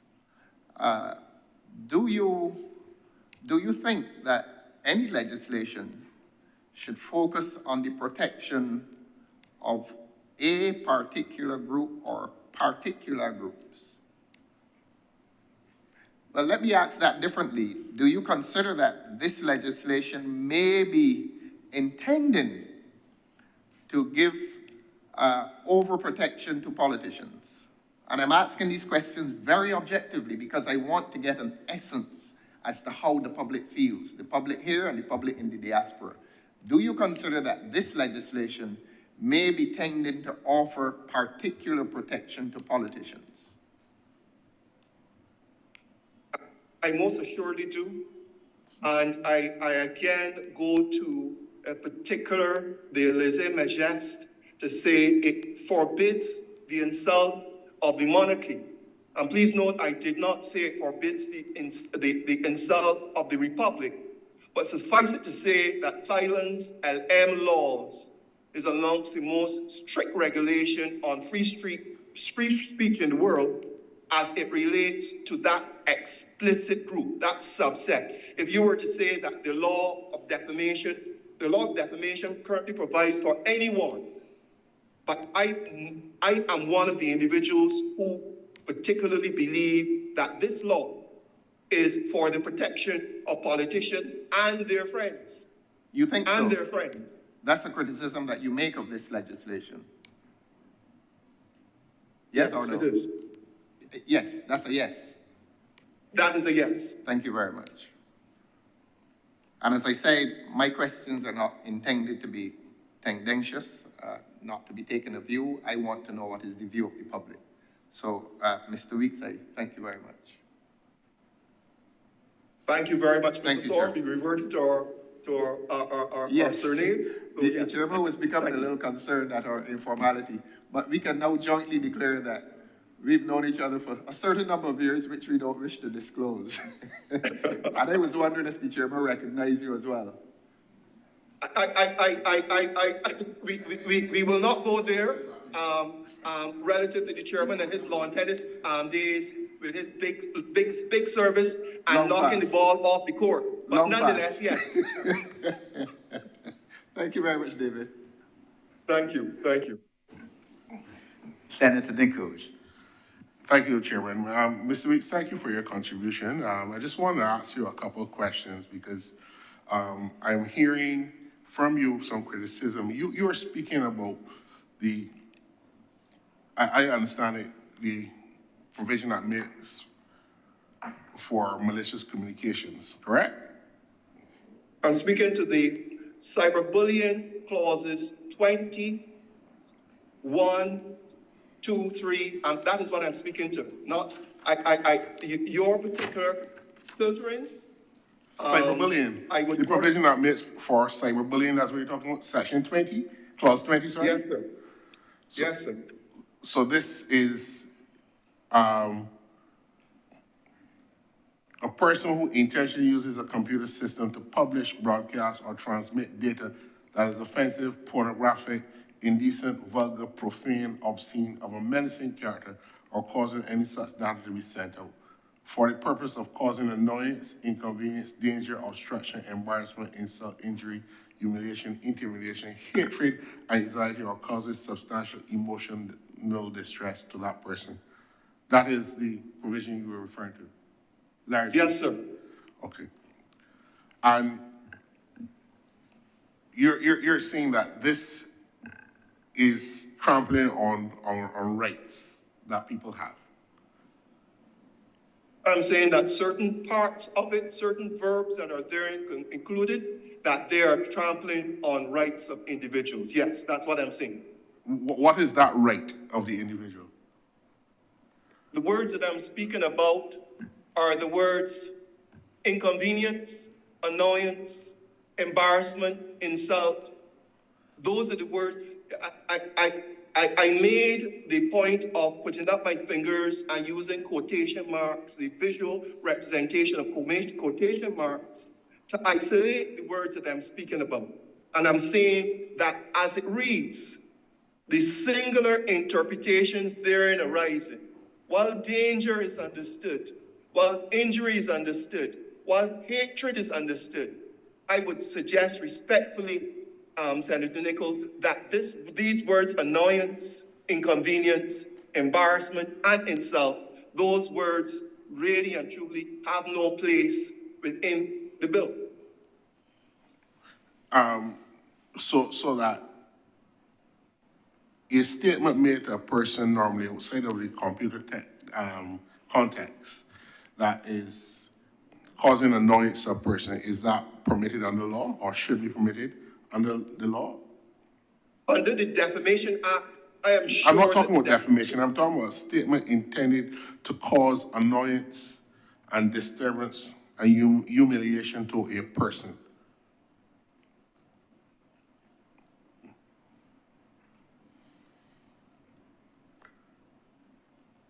Let me, you see, in many respects, you're asking for a qualifier for a particular word. And I am again falling back to the point of the interpretation, the subjective interpretation of these words. Annoyance, insult, humiliation. Those are not words. If I defame you, do I defame you by using an annoying word? Do you remember the words your mother's pudenda that was used within the house some time back? Yeah, no, you don't have to keep repeating the same point you went, man. I'm not going to direct you to answer my questions yes or no like Mr. Thorne. Hang on a minute, Mr. Weeks. Hang on a minute, Mr. Weeks, please. Because it is very easy to say that the words are broad and vague, as some people are saying, and are subjective. But when you are crafting a law, let's just say in a more forensic term, when you are drafting a law, it has to be drafted in a way, I'm asking if you agree, that would almost capture the intention of the drafter is to capture the criminal behavior that you're trying to proscribe within the society. Is humiliation criminal? Humiliation is not criminal in the sense that if I am humiliated by something, but if a person intentionally tries to humiliate me with a view of something that's indecent, vulgar, profane, obscene, and menacing, there are other qualifying words within the context of the bill.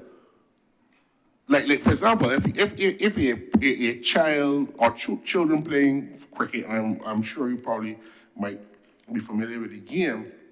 If I say to two children engaging in pre-game banter, I can let you down tomorrow, right? We bowl enough bouncers at you.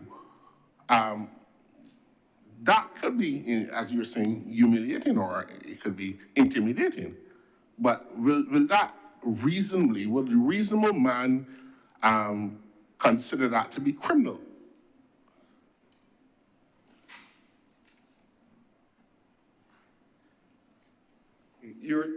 You're coming through with a lag. So I'm just asking, would you consider that to be criminal? No, and that's. So let me give you another example, David. If two consenting adults make a video of them engaging in a sexual act, where they both consent to the make of that video, and one of them releases that video to the public, or threatens to release that video to the public in order to gain some particular advantage, or in order to humiliate them or intimidate them into a particular position, would that be lawful in your view?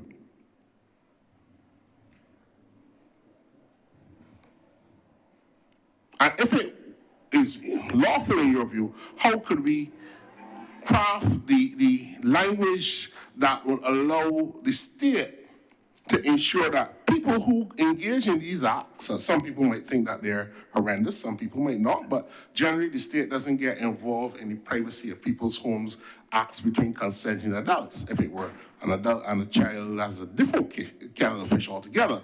But when that video is threatened to be released, or to your employer, I mean, people get these kind of emails all the time, these phishing emails and stuff like that, and fall victims to the scammers on the internet from all over the world, Eastern Europe and some places in Western Africa. But if two consenting adults make a private video, which is shared between themselves, and there is some reason that they disagree or the relationship doesn't proceed in a normal way, and for example, the one party tries to gain advantage over the other, how would you find that objectionable to the extent that we should make it a crime? Revenge porn, as it is popularly called. And if so, how would we capture that other than by saying a person who intentionally uses a computer system to publish, broadcast, transmit data that is offensive, pornographic, indecent, vulgar, profane, obscene, or of a menacing character, or causes any such data to be sent for the purpose of causing annoyance, inconvenience, danger, obstruction, embarrassment, insult, injury, humiliation, intimidation, hatred? How would we capture that?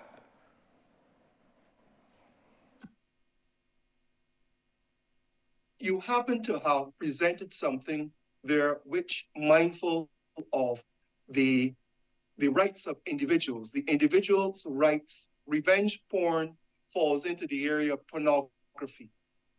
What I'm respectfully suggesting is that as it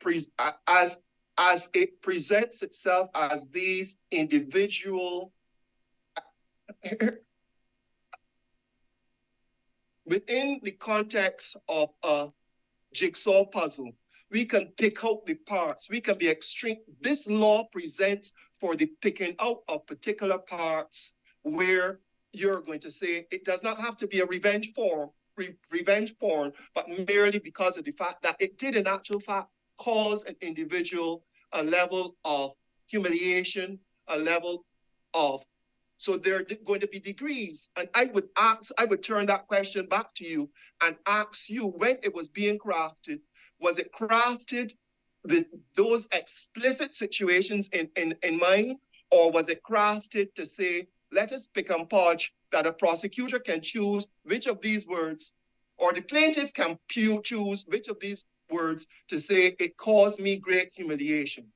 So you're saying that a person in our society does not have the right anymore to complain when they are faced with a computer image or a computer broadcast or the transmission of data that is intended to cause some harm to them, some annoyance or inconvenience. So this is really intent of the person who posts this information online, who transmits this data, that the person who's affected by it should have no recourse in the law. That's what you're saying. Because And to answer your question, in the way that it is posed, because of the gray area that we are dealing with, I would say yes. You cannot. So annoying people by posting and transmitting data by a computer system that is obscene and vulgar, which is in section 2020. You see how you what you just did. So you made a presentation, I heard you. I just trying to get clear what you are saying, right? So in relation to section 20, clause 21, a person who intentionally is called cyberbullying. This is one clause that you admitted just now that you had a challenge with. Cyberbullying.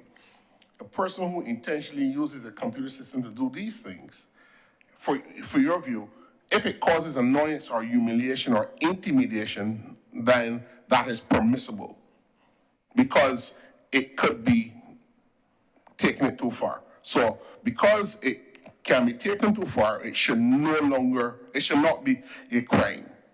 So that the criminal acts that can occur will occur because you feel that if you were to use intimidation, humiliation, or annoyance, those would be going too far. That is your view. No, what I'm saying is that you have expressly, you have saw again in picking a number of circumstances, and I recognize this relative to the way that the bill is written and the comments that come out of the bill. Immediately as someone talks about it, somebody talks about pornography, and they add a particular subcategory, which is going to cause individuals who are listening to it to be justifiably angry and say that the law. Okay, if you're uncomfortable with pornography, I can give another example. I think Mr. Williams may mention that because I'm not on about the pornography thing, and I'm not thinking that is an extreme example. I can't finish. You have not allowed me to finish, Senator. No, but you're accusing me of doing something, and I think I have the right to clarify for the.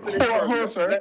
Hold on, no, sir. You're accusing me of taking out pornography, and I use the example of revenge porn.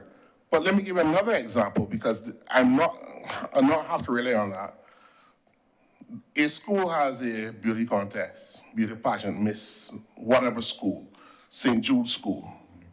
And one of the contestants faces emails, social media posts where, for leading up to the competition, body shaming, fat shaming, telling about the face and stuff, with the specific intention for that person to suffer some kind of anguish, some kind of humiliation or so. Is that permissible? Should that person have no recourse against persons going online with the intention to cause them some kind of humiliation or embarrassment in a beauty show? Well, I'll answer your question by saying this. Sir David Simmons, when he was in the review committee, presented a 2-year-old pornographic piece of material, which he said he was prepared to share it.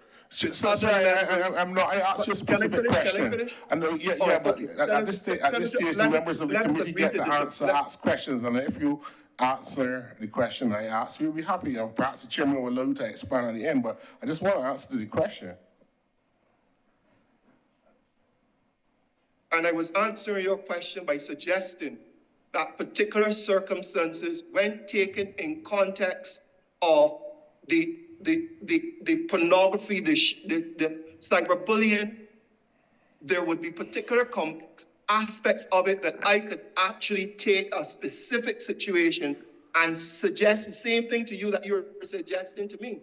And if I ask you the similar question, you would similarly be well, I asked you two questions. I asked you if a specific thing would be objectionable, and if it were objectionable, whether or not it would be, you would be able to get it into the law without using the terms intimidating, humiliation, or embarrassment, and those terms which you, and annoyance, sorry, which you have picked out as words that are too broad.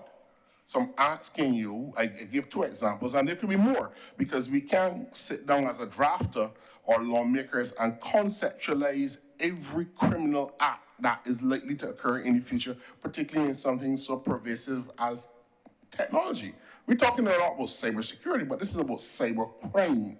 This is a cyber crime bill. So in drafting the bill, you accuse the legislation, the language of the legislation of being broad, and you accuse in your answer to Mr. Thorne's question that this was being designed in a manner so as to protect politicians, members of the political class, and their friends. So that is your view, and everybody's entitled to their view. But I'm asking you now, is the language too broad? And how would you, if the two examples I've said, revenge porn or body shaming in a beauty contest, or people playing a game of cricket and you're sledging your opponents online as young people would do with the intention of affecting how they perform in the game or something, is that objectionable? And if it is objectionable in your view, how do you deal with it within the context of cybercrime? Those are just the two questions I'm asking. I'm sorry if I had to explain the context a little long, but that is where I'm coming from. I am hearing what you're saying, and I am respectfully saying that there are going to be circumstances where, as you have pointed out, that you can have revenge porn, you can have situations where the law needs to be able to address. But I'm also suggesting, as it currently is written, you have too far east is west. And from what I am seeing there, you've gone too far east. If you want to come down to more specifics, there are other places, other laws that you can depend on and refer to and redraft what is currently there. I'm just saying that to have it as expansive as it currently is, it is going to lead, and has already started to lead, to the point where dissent is being killed in my fair country of Barbados. So if you were to, and I'll give another example, Mr. Weeks, I'm coming back in because this is my question time, and you're making the same point again. I'll give you another example. You receive an email which tells you that they have some photograph of you in an indecent place, or it's exposed indecently, and you need to make some deposit in somebody's Bitcoin account or send some money wire to a particular account, and you ignore that email. The email tells you this is a second warning. You ignore it. Third and final warning. Would you agree that that is an email that transmitting? It hasn't transmitted anything that's offensive yet, or pornographic, or indecent, or vulgar, or profane, or even obscene, because the image or alleged image is not made disclosed to you at that point in time. But under clause 21B, this would be for the purpose of causing annoyance, inconvenience, danger, embarrassment, humiliation, and intimidation, anxiety. If it didn't come under this section, as you just suggested, what other law or what other provision in the existing law would such conduct by some troll on the internet, would that be covered in our law that exists? Part of your example, Senator, part of your example, you dropped off a part of your example about the email. I heard part of it, but then the transmission stopped. So if you would care to just... sorry, but I'll just try to go quickly. Somebody sends an email threatening to release some photograph or some video of you. Say, for example, we have a video of you watching porn on the internet, and we're going to send it to your work colleagues or your boss or something like that if you don't transmit some money over the internet. That causes annoyance, right? That causes humiliation, intimidation, correct? It's an extortion, an act of extortion, and I'm sure that there are laws that provide for extortion currently within the laws of Barbados. Am I correct? You can tell me, you're the lawyer. Mr. Weeks, sorry. The courts don't have, well, we're speaking now of the effectiveness of this legislation, and it's being coupled with the Mutual Assistance Act, which would now allow the court to have some jurisdiction over acts that affect Barbadians, even though they're not perpetrated on Barbadian soil, because of now the pervasive use of technology. So that we can talk about extortion, but if I say that a Bulgarian national is, or somebody from Nigeria, not meaning to disparage those two countries, but those are just two examples I cite, is making these demands on you, how then can the law in relation to extortion effectively deal with that situation?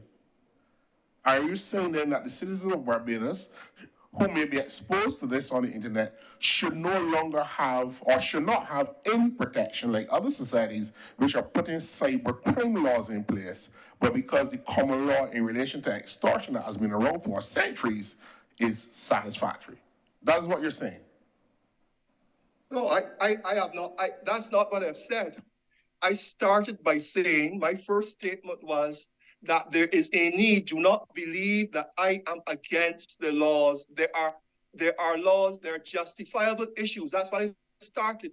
My first 3 minutes, I said, on the one hand, there are justifiable issues that the bill addresses, namely illegal and reprehensible acts that require the enactment of laws to protect the rights of citizens. I don't know whether you were there when I was saying that, but I was here. I was here, and I think I could assuage some of your concerns that I too have my own issues. I've said it publicly. I've said it here at the committee on more than one occasion, with some of the tightening of the language that I think we have. And I think on the last occasion, I believe that the law is a start, and that this process, this parliamentary process, which is new to us here in Barbados, can bring us the best version of the bill that is necessary to achieve that balance.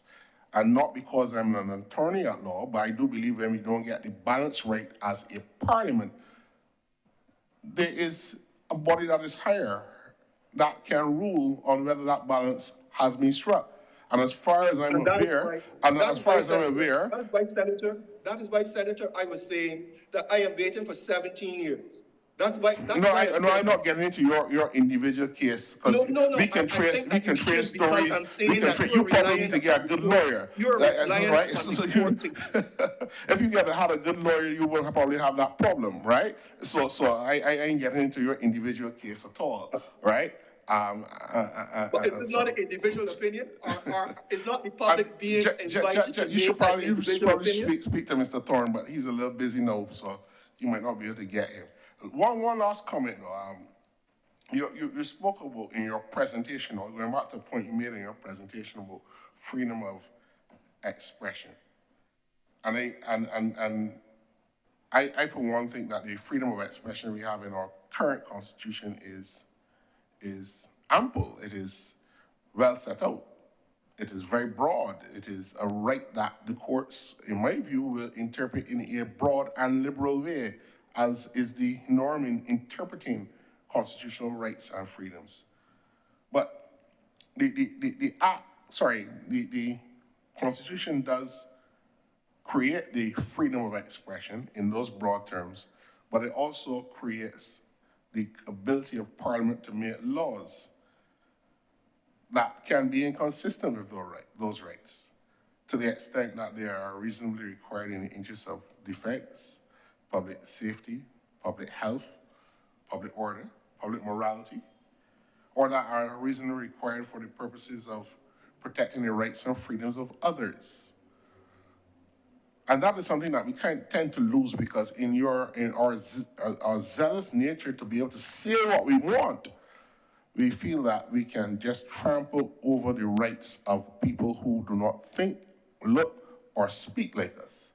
And therefore, I will say again in this committee, any law that is brought as a limitation on one's freedom of expression that comes outside the express limitations in the Constitution, and these limitations have been adjudged over and over since 1966, when we have had these as permissible restraints on the rights. The test of proportionality is the basis on which a court will determine whether a law has gone too far. So that in our understanding of these rights, I know you can look at the American Constitution, where there are no textual or written limitations on rights. Our Constitution creates the right and also permits for laws to be passed by Parliament, who makes laws for the peace, order, and good government of the land. But those laws have to have what we call reasonable restraints. And if this bill is outside of it, of those reasonable restraints, then I verily believe that people will not have a difficulty in going to the courts and having the law struck down. We have courts that strike down laws in Barbados that are unconstitutional, laws that are passed by Parliament. So that this notion that we are now all of a sudden become undemocratic by the mere passing of a bill, not even a alteration of the Constitution, but a bill, an ordinary piece of legislation cannot take away constitutional rights. And I think that the view that is being expressed to mislead people, and there perhaps may not be a proper understanding of the wide scope of constitutional rights and their express limitations in the very Constitution of Barbados. Thank you, Mr. Weeks. Thank you, Senator Nichols. Mr. Weeks, I just wanted to clear up one point here. Yes, and I recognize when you came on that you are who I thought you were, my senior at secondary school. I did refer to, single out politicians, but could be anyone. And I want to go back to your statement. You believe that this bill is being passed, or this legislation being enacted to protect politicians and their friends. I could have said public figures, because often these days people go online and are abusive to judges. Judges are not politicians, including the Chief Justice. So it is always easy for people to say, boy, politicians passing law to protect themselves and their friends. But I've seen many, many times people on social media abusing people who they may have been in a relationship with a short while ago, saying what Bajans would say, outing them. And they certainly aren't politicians. I don't know if they're politicians' friends. Politicians supposed to have friends all around. The constituents supposed to be their friends. So I don't know if you're including that, but I don't believe you are. So I think that it is a bit unfair, and I totally would want to totally disagree with you that the nature and object of this bill is to protect politicians. Because at all levels, I see people on social media receive social media posts, people in all categories being cussed and abused and humiliated. So I just wanted to put that on record, sir. And even though I'm getting the impression you have difficulty not with the principle of Section 19 and 20, but with some of the language in it, contending that some of the language is too vague. But that, as you said in your opening, as part of your opening, you do see the need for this legislation in principle. Is that correct? That is correct, Mr. Chairman. And just essentially to say that it needs to be tightened up. There are certain aspects of it that they can be abused. And my concern is, yes, you do need to do this, and certainly to go back to Senator Nichols' remarks, there are certain things that you need to address. The laws have changed, the times have changed, you need to be able to address that. But at the same time, there are certain aspects of this that clearly go into a shade of gray that is extremely concerning to any and all citizens. It should be concerning to he of himself has his reservations about it. I have my reservations, and I respectfully suggest that based upon the ambit that obtains relative to justices and who knows who and how specific systems are utilized, leveraged, and otherwise abused, that this, what is being contemplated here, it will be, we will live and see. But I suggest that this is going into a shade of gray that we are going to go back and we are going to regret if changes are not made to it in its current format. But again, I thank you very, very much. I realize that you gentlemen have given me well beyond my 10 minutes, and I am most appreciative of this to make my presentation and to make my points about what should be considered. It's not written in stone.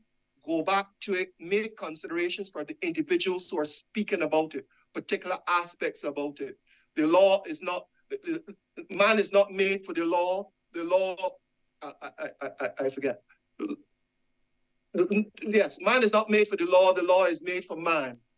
That is the consideration that I'm kindly suggesting here, that some review, some accommodations for what are the general concerns of Bajans. Okay. Relative to their freedom of expression. Mr. Veach, we thank you. And you, just, you note that at the start, when you started to say about how you only had 10 minutes, so you have had 75 minutes, sir. So that's why I told you don't worry about what other people say. We make our rules. Okay? So Okay, thank you. Good afternoon, sir. Good afternoon.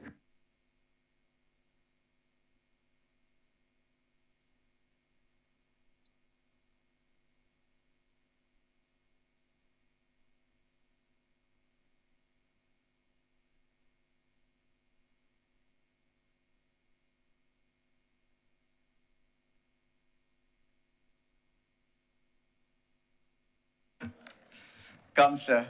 Come and sit down here.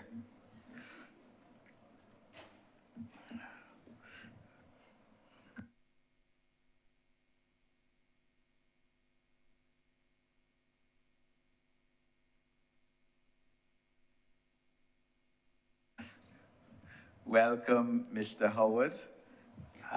You have asked for this committee, the Governance and Policy Joint Standing Committee of Parliament, to hear you on the Cybercrime Bill and the Mutual Assistance Criminal Matters Amendment Bill as presently drafted.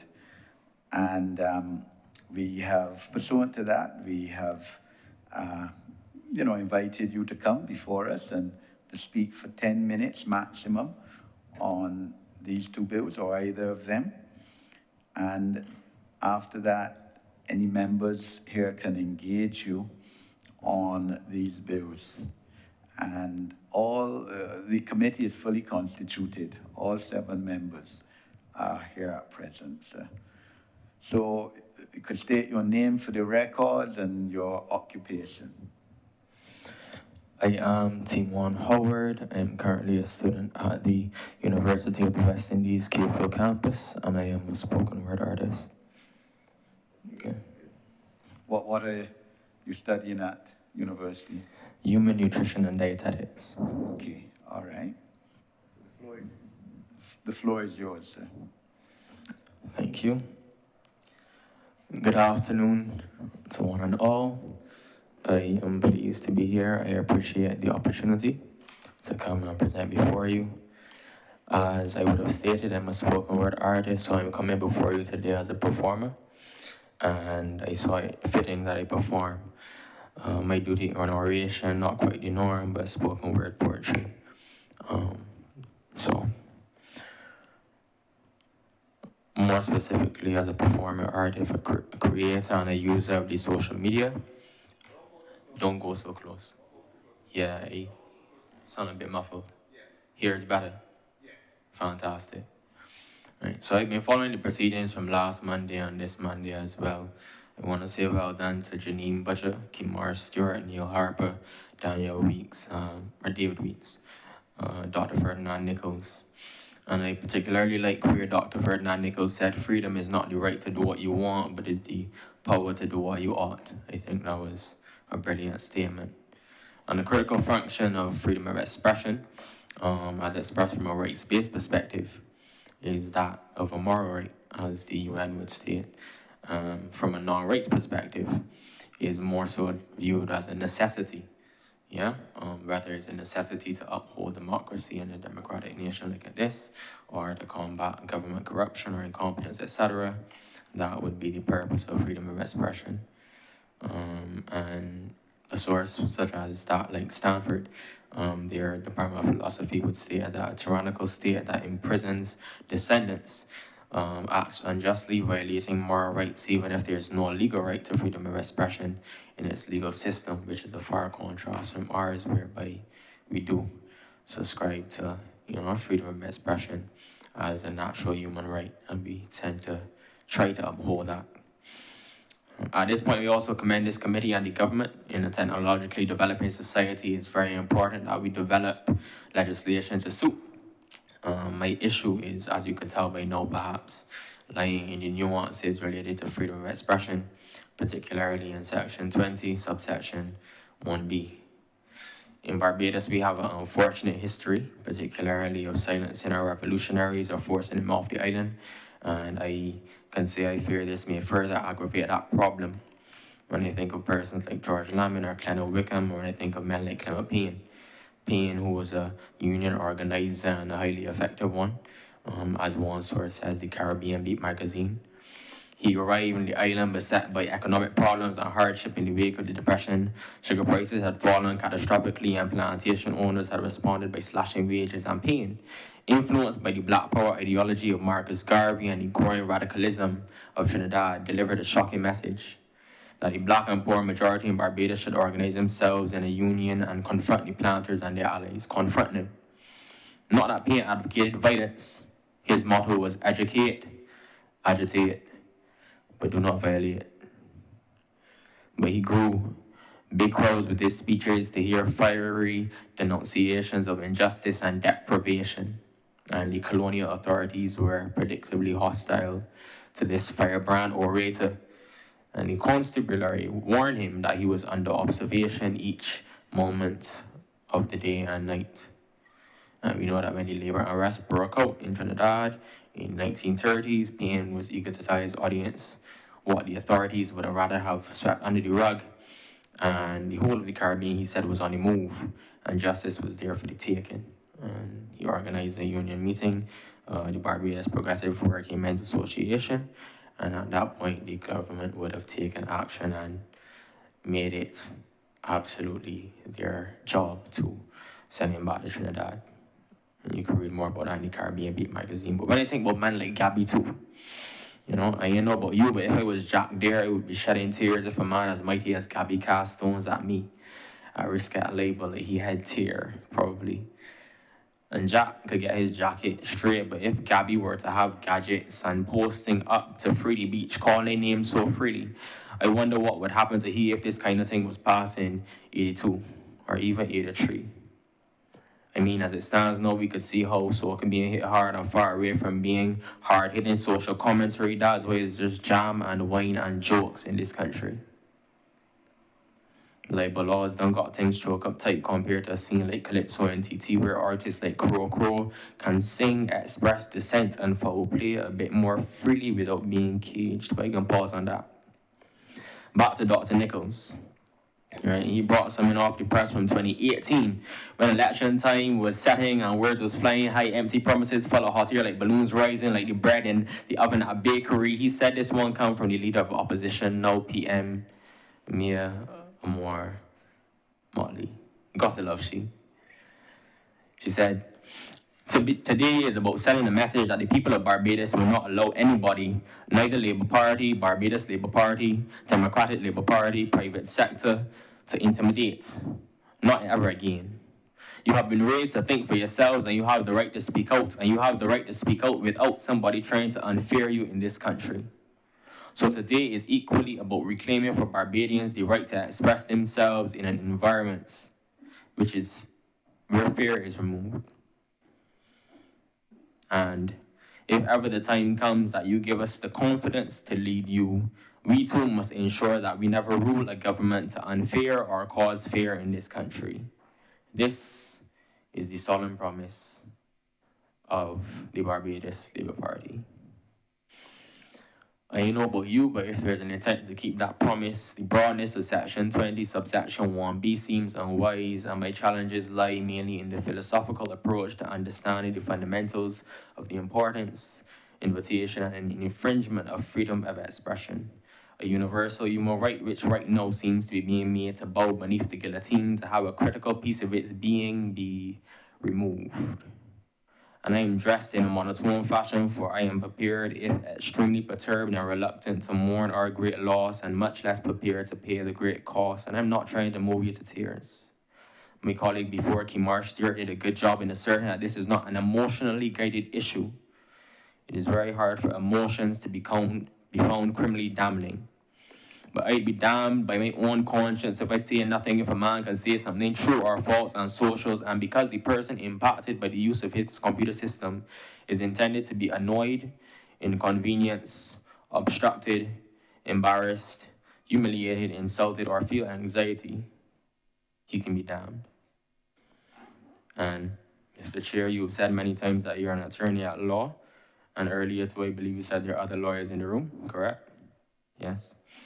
What is your issue with filing such cases under the coverage of the Defamation Act and leaving it at that?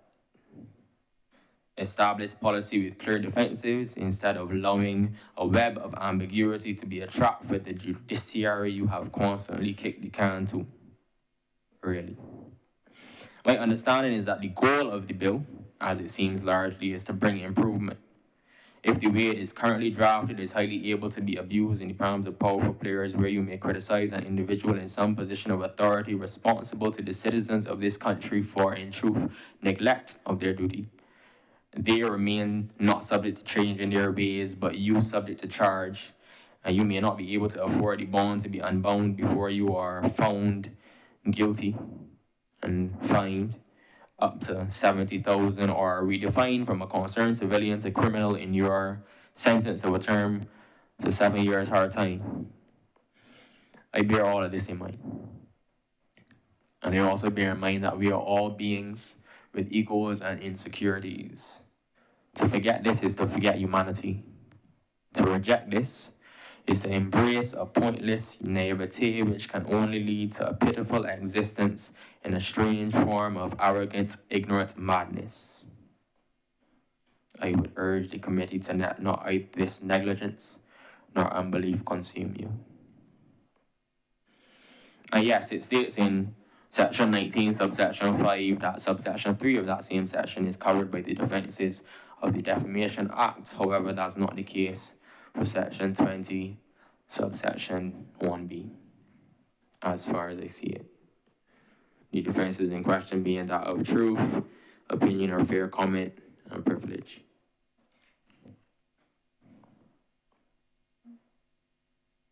At this point in time, I'm open to questions. Thank you, Mr. Howard. As I had stated earlier, I don't want this to generate into a law class, but you have basically focused on Section 21B. And let's look at it. You have it there. Now, realize that Section 21B is subscribed by Section 21A.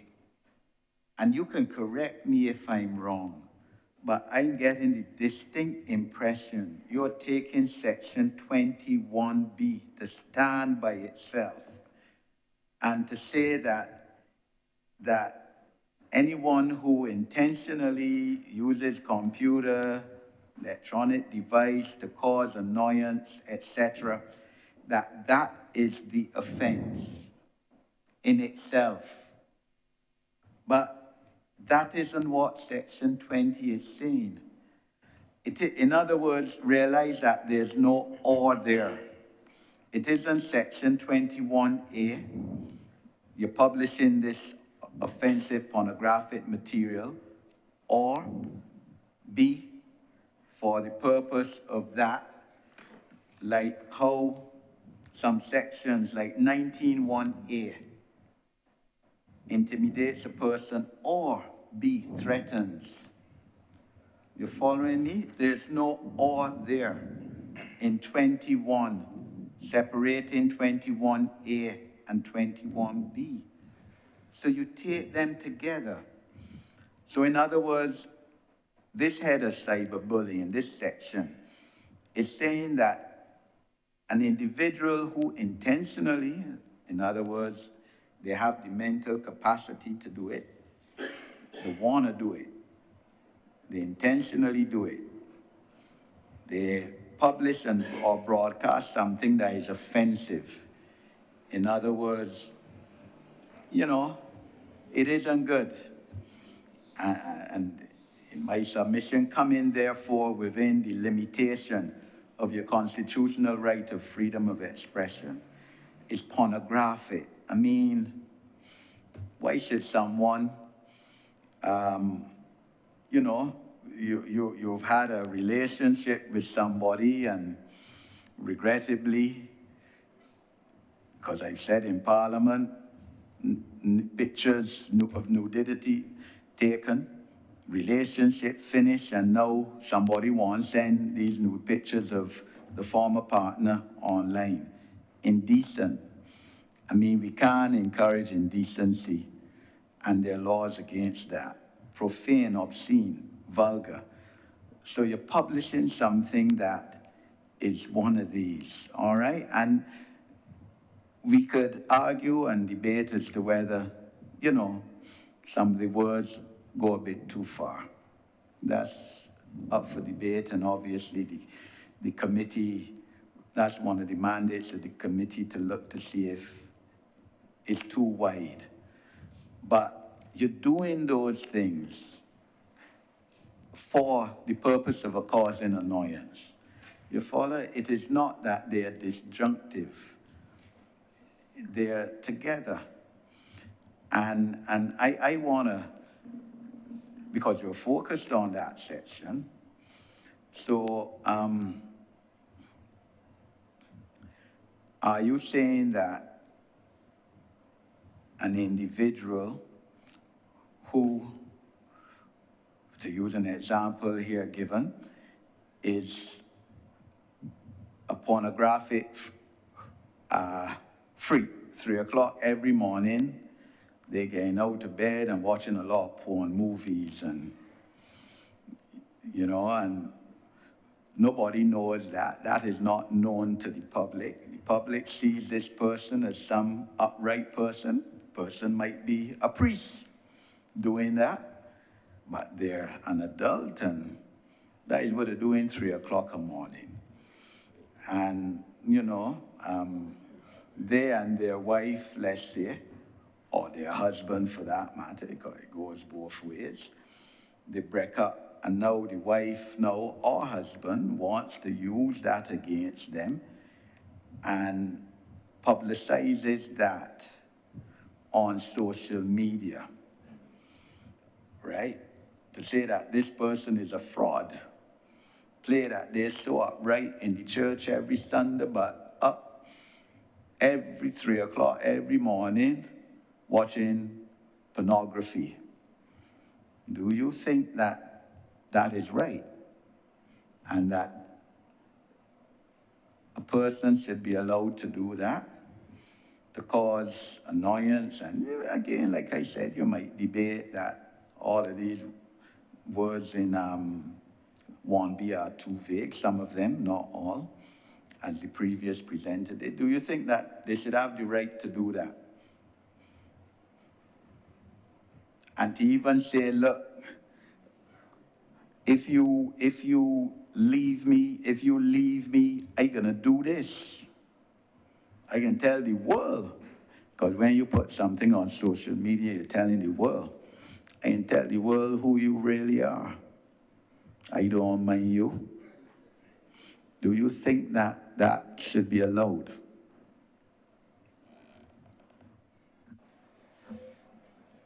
I think that, judging by the reaction from some members of the committee, it seems to be an amusing situation. No, sir, this is, no, nothing about this committee is amusing, sir. Oh. This is a serious committee, sir. Okay. And this is real life, sir. This is nothing, Definitely. no amusing. This Okay. happens. Okay, so So- am I responding now? Yeah. Yeah, it seemed otherwise from the laughter in the room, however. And I wasn't particularly leaning towards that aspect of the subsection either. However, if it is, and you say you're a lawyer, so I suppose you would be better able to tell me whether that is really and truly a criminal offense or a civil matter. And No, is it I'm worthy of... asking or- you, no. I'm asking Right, you and this is my if response. you feel that someone should be allowed to do that, and it should not be subject to the criminal law. Right. So what I'm saying is that in coming here now, that seems to be a moral offering that you're expecting me to make in terms of my judgment of whether I believe that the person should do that or should not do that. Whether it is or is not a criminal matter, I am not studied to know whether it should be or not. However, I would venture to say that 7 years or $70,000 for that when the Defamation Act only covers what is it? How much is it for defamation? Is what? 3? No, sir, 2 points here. 25,000? 2 points here, 2 points here. Because it's being repeated outside of this committee as well. When you see a fine and an imprisonment term, that is maximum. Under our Interpretation Act, all right, you have, anytime you see this is the maximum. But that doesn't Even if it mean- doesn't say up to, No, sir. regardless. We have a top legal draftsperson here, and she can confirm what I'm saying. Right, cool. I just- No law says up to, all right? Okay. We don't write legislation that way. That is the maximum, and under our Interpretation Act, that is what it says, and that's how we draft it in Barbados. So a judge can, for instance, say that, yes, you're found guilty, but I can just reprimand you and discharge you. That is the judicial authority and discretion. And we have separation of powers, as I'm sure you know, between the legislation and the judiciary. A judge can say, I'm gonna fine you $500. In other words, once you're convicted under any of these provisions, right? It doesn't mean that the magistrate or the judge has to sentence you to 7 years in prison or has to fine you $70,000. So I want to assure you of that, sir. I appreciate that. And when you spoke about the defamation, sir, just, as I said, it's not a law lesson, but, you know, I have to tell you for the sake of the record, sir, that this legislation, this bill, once enacted, it is proposing to repeal Section 34 of the Defamation Act, which is criminal libel, all right? That there will no longer be, defamation would no longer be a criminal offense, okay? So just wanted to point that out to you too. But essentially, at least I'm interpreting your response that, you know, you haven't addressed your mind to, for example, the example I gave you, which is what Section 20 speaks about. It isn't that you look at section 21B in a vacuum, and that anything that causes annoyance, thing that somebody thin skin, and the can't take insults, and because they can't take insults, they go to a police station and you before the court. It is subscribed by 21A. Cool. Okay? The repeal that you were speaking of in terms of the Article 34, that would mean that the current imprisonment of the up to 12 months or a fine of up to 2,000 I'm seeing would no longer be in place? Section 24 of the Defamation Article Act 34, yeah. would be repealed. Right, which means that would no longer be punishment there, no? It would no And longer instead be it would be what is being listed here under the cybercrime bill instead. Yeah, and cybercrime, realize, is within a certain context, all right? By electronic means, computers, and systems, etc.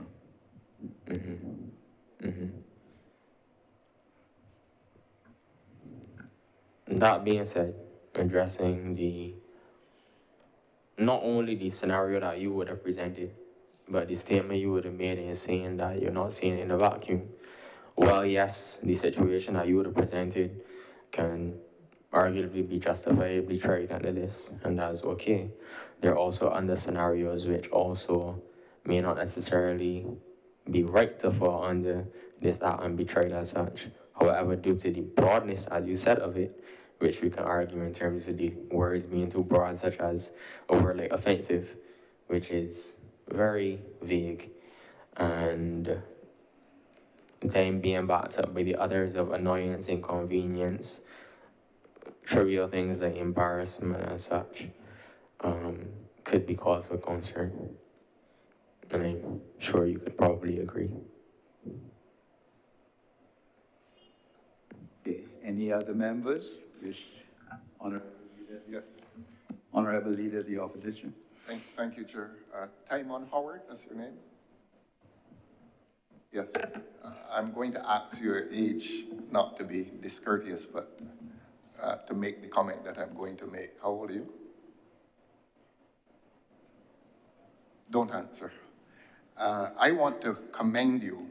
I assume you're very young. And I want to commend you for coming into this forum at your age. It is normally a forum that in which you find persons older than yourself. So I want to commend you for the courage that you've displayed in coming here. I also want to commend you for your mode of presentation, spoken word, which is a very powerful medium. I take it that if you do spoken word, you're reading, and that is a part of a crisis among young people.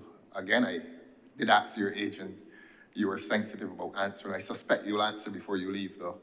Our young people are not reading, and I don't blame young people alone, because it's the system, it's the technology that seems to be discouraging reading. So I want to encourage you to continue to read. Sometimes you may even consider, young people in this country may even consider putting down the gadgets for one day and reading. The personal and intellectual discipline that is involved in that is highly developmental. And if you are not reading and you're doing YouTube, for you personally, I would like to recommend the lecture by Akala. As a spoken word person, I'm sure you know that name. AKALA, the English spoken word. Oxford, yeah, I think. Yes, the Oxford Union address. If you have listened to it once, go and listen a second time. You will find that that is extremely helpful in terms of your personal and intellectual development. So, young Tymon, I congratulate you for coming into this environment, even at your tender age.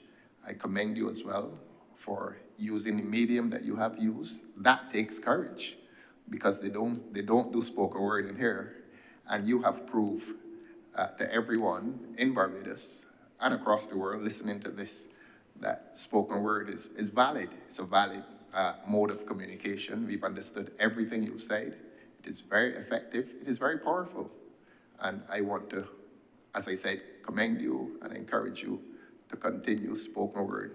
Many years ago, they used to do it at the museum on Sunday evenings. Adrian Green communicates very, very powerfully. So I want to ask you to continue to be a standard bearer for young people and to continue to be a voice that is socially and politically conscientious, because coming here proves that you are socially and politically conscientious. Again, it is something that we are losing among our young people as they get lost in the other spoken word and the other behavior. So, Taimon, I admire what you've done here today, and I congratulate you. Thank you very much. Would you say your age now? No, sir. Okay. Thank you very much for the encouragement, though. I appreciate it. I'm not sure if there are any other questions particularly related to the bill itself or the presentation. Senator Nichols. Right. Yeah. Thank Chair, at the rest of the lane, the members were going out to lunch.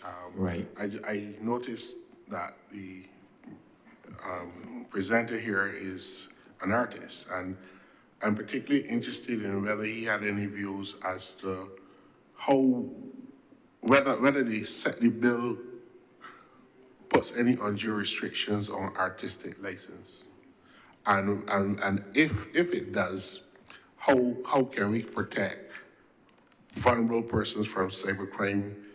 If I were to say that was not the intention of the bill, to put restrictions on artists, comedians, and we give a little context. Comedian will ordinarily lampoon people of the political class, people who are in public life, and to the enjoyment of the crowds and the audiences. And let's say, for example, that is put online, televised broadcast on the internet. Could that be a crime? I doubt very much that that would be the intent of the bill, but do you see that that is a possibility based on any reasonable interpretation of the section? And if so, if you have any suggestions as to how we might be able to segregate that from, if we can segregate that from any other of the offending provisions. I'm interested in your views on that.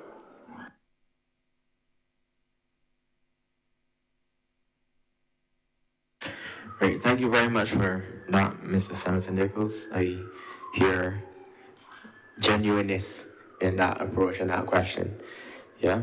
And I do see it in terms of if it is that we are being artists and creatives, and as I mentioned, some artists in there, Croker in Trinidad here, Gabby, and other oral presenters who may not necessarily have always been the softest with the blows or the approach that they took to addressing certain issues.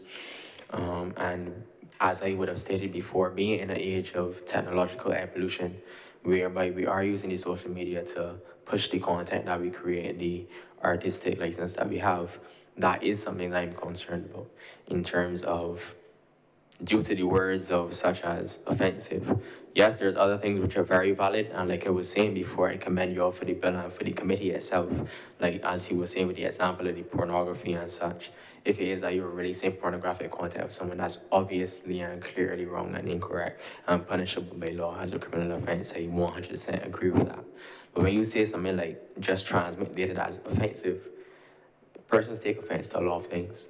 Yeah, sometimes persons take a lot of offense to things that are true, right? And in an age where it is that, I mean, we are a democratic society, and as I prefaced my piece by stating in terms of the fact that a function of freedom of expression can be thought, aside from it being a human right fundamentally, right? Being human beings, we want to communicate and be able to listen to others and make decisions and process thoughts.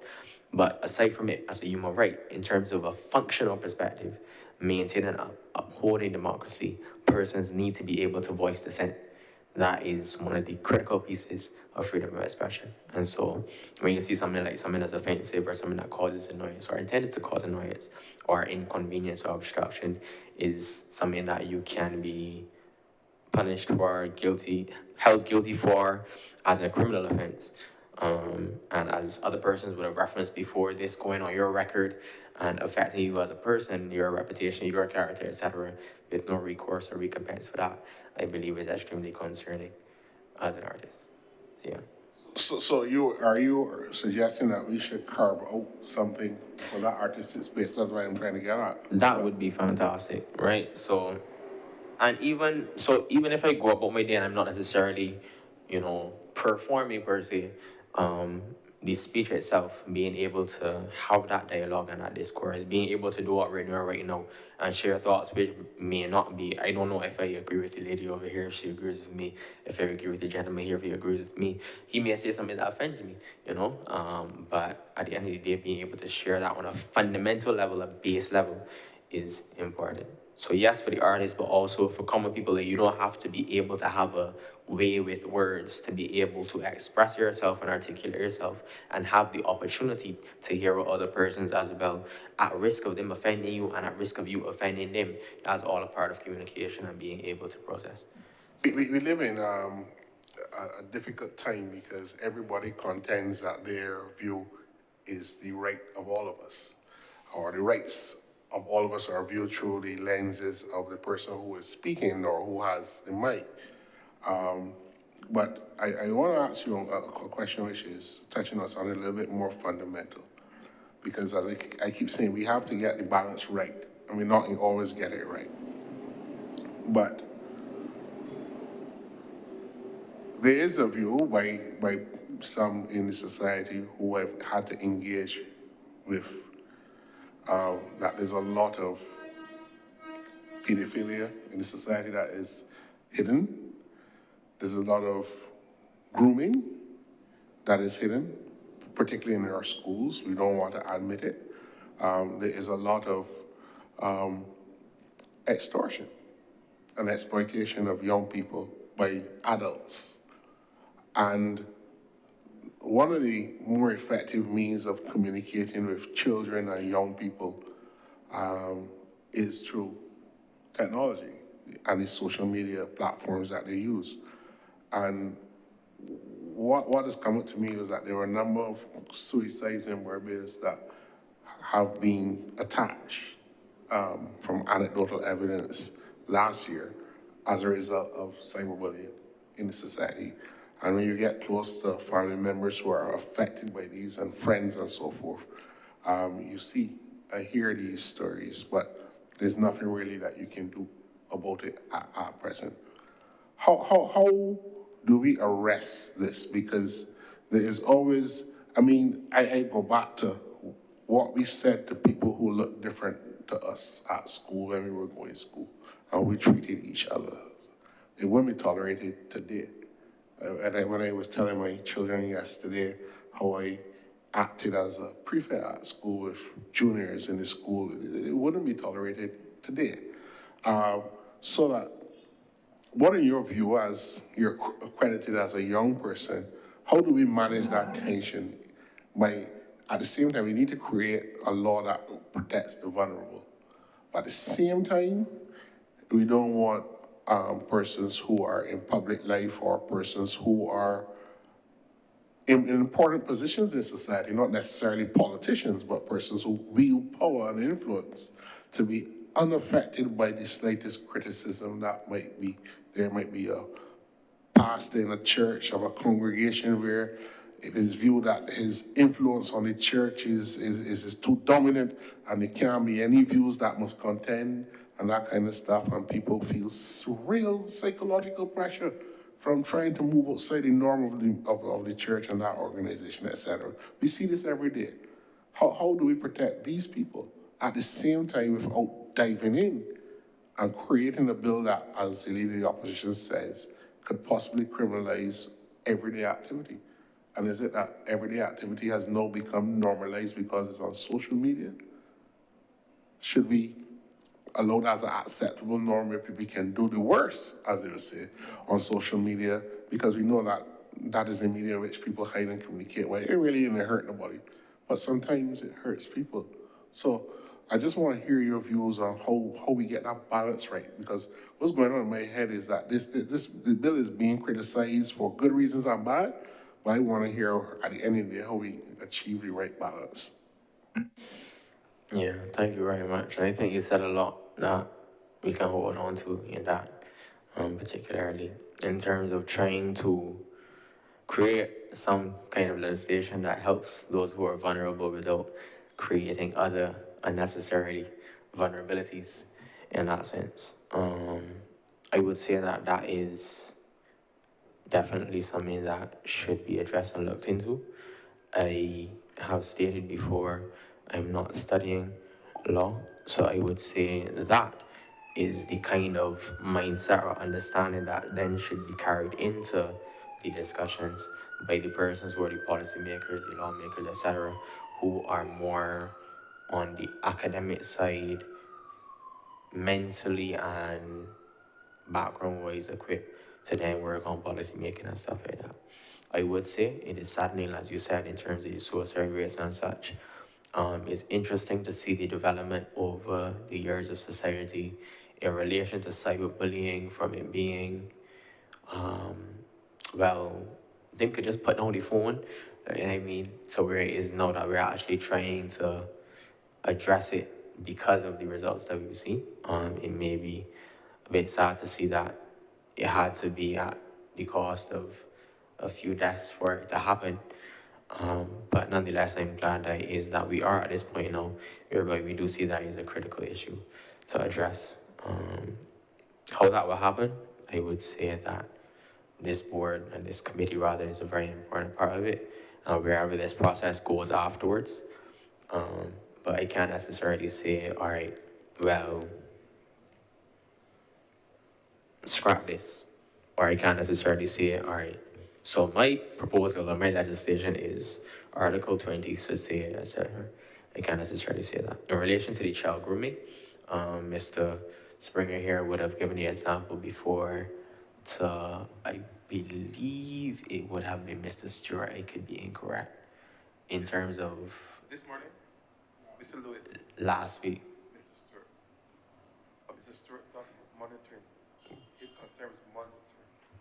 Okay, well, you can't talk anything right, but yeah, it was to either Mr. Lewis or Mr. Stewart, the example you had given in terms of the child grooming and the example of waiting for a crime to actually be committed. That was Mr. Lewis. Mr. Lewis this morning, right? Waiting for a crime to actually be committed before it happens. I do believe that there can be programs and probably instituted in place so that programs in place so that students have persons to reach out to.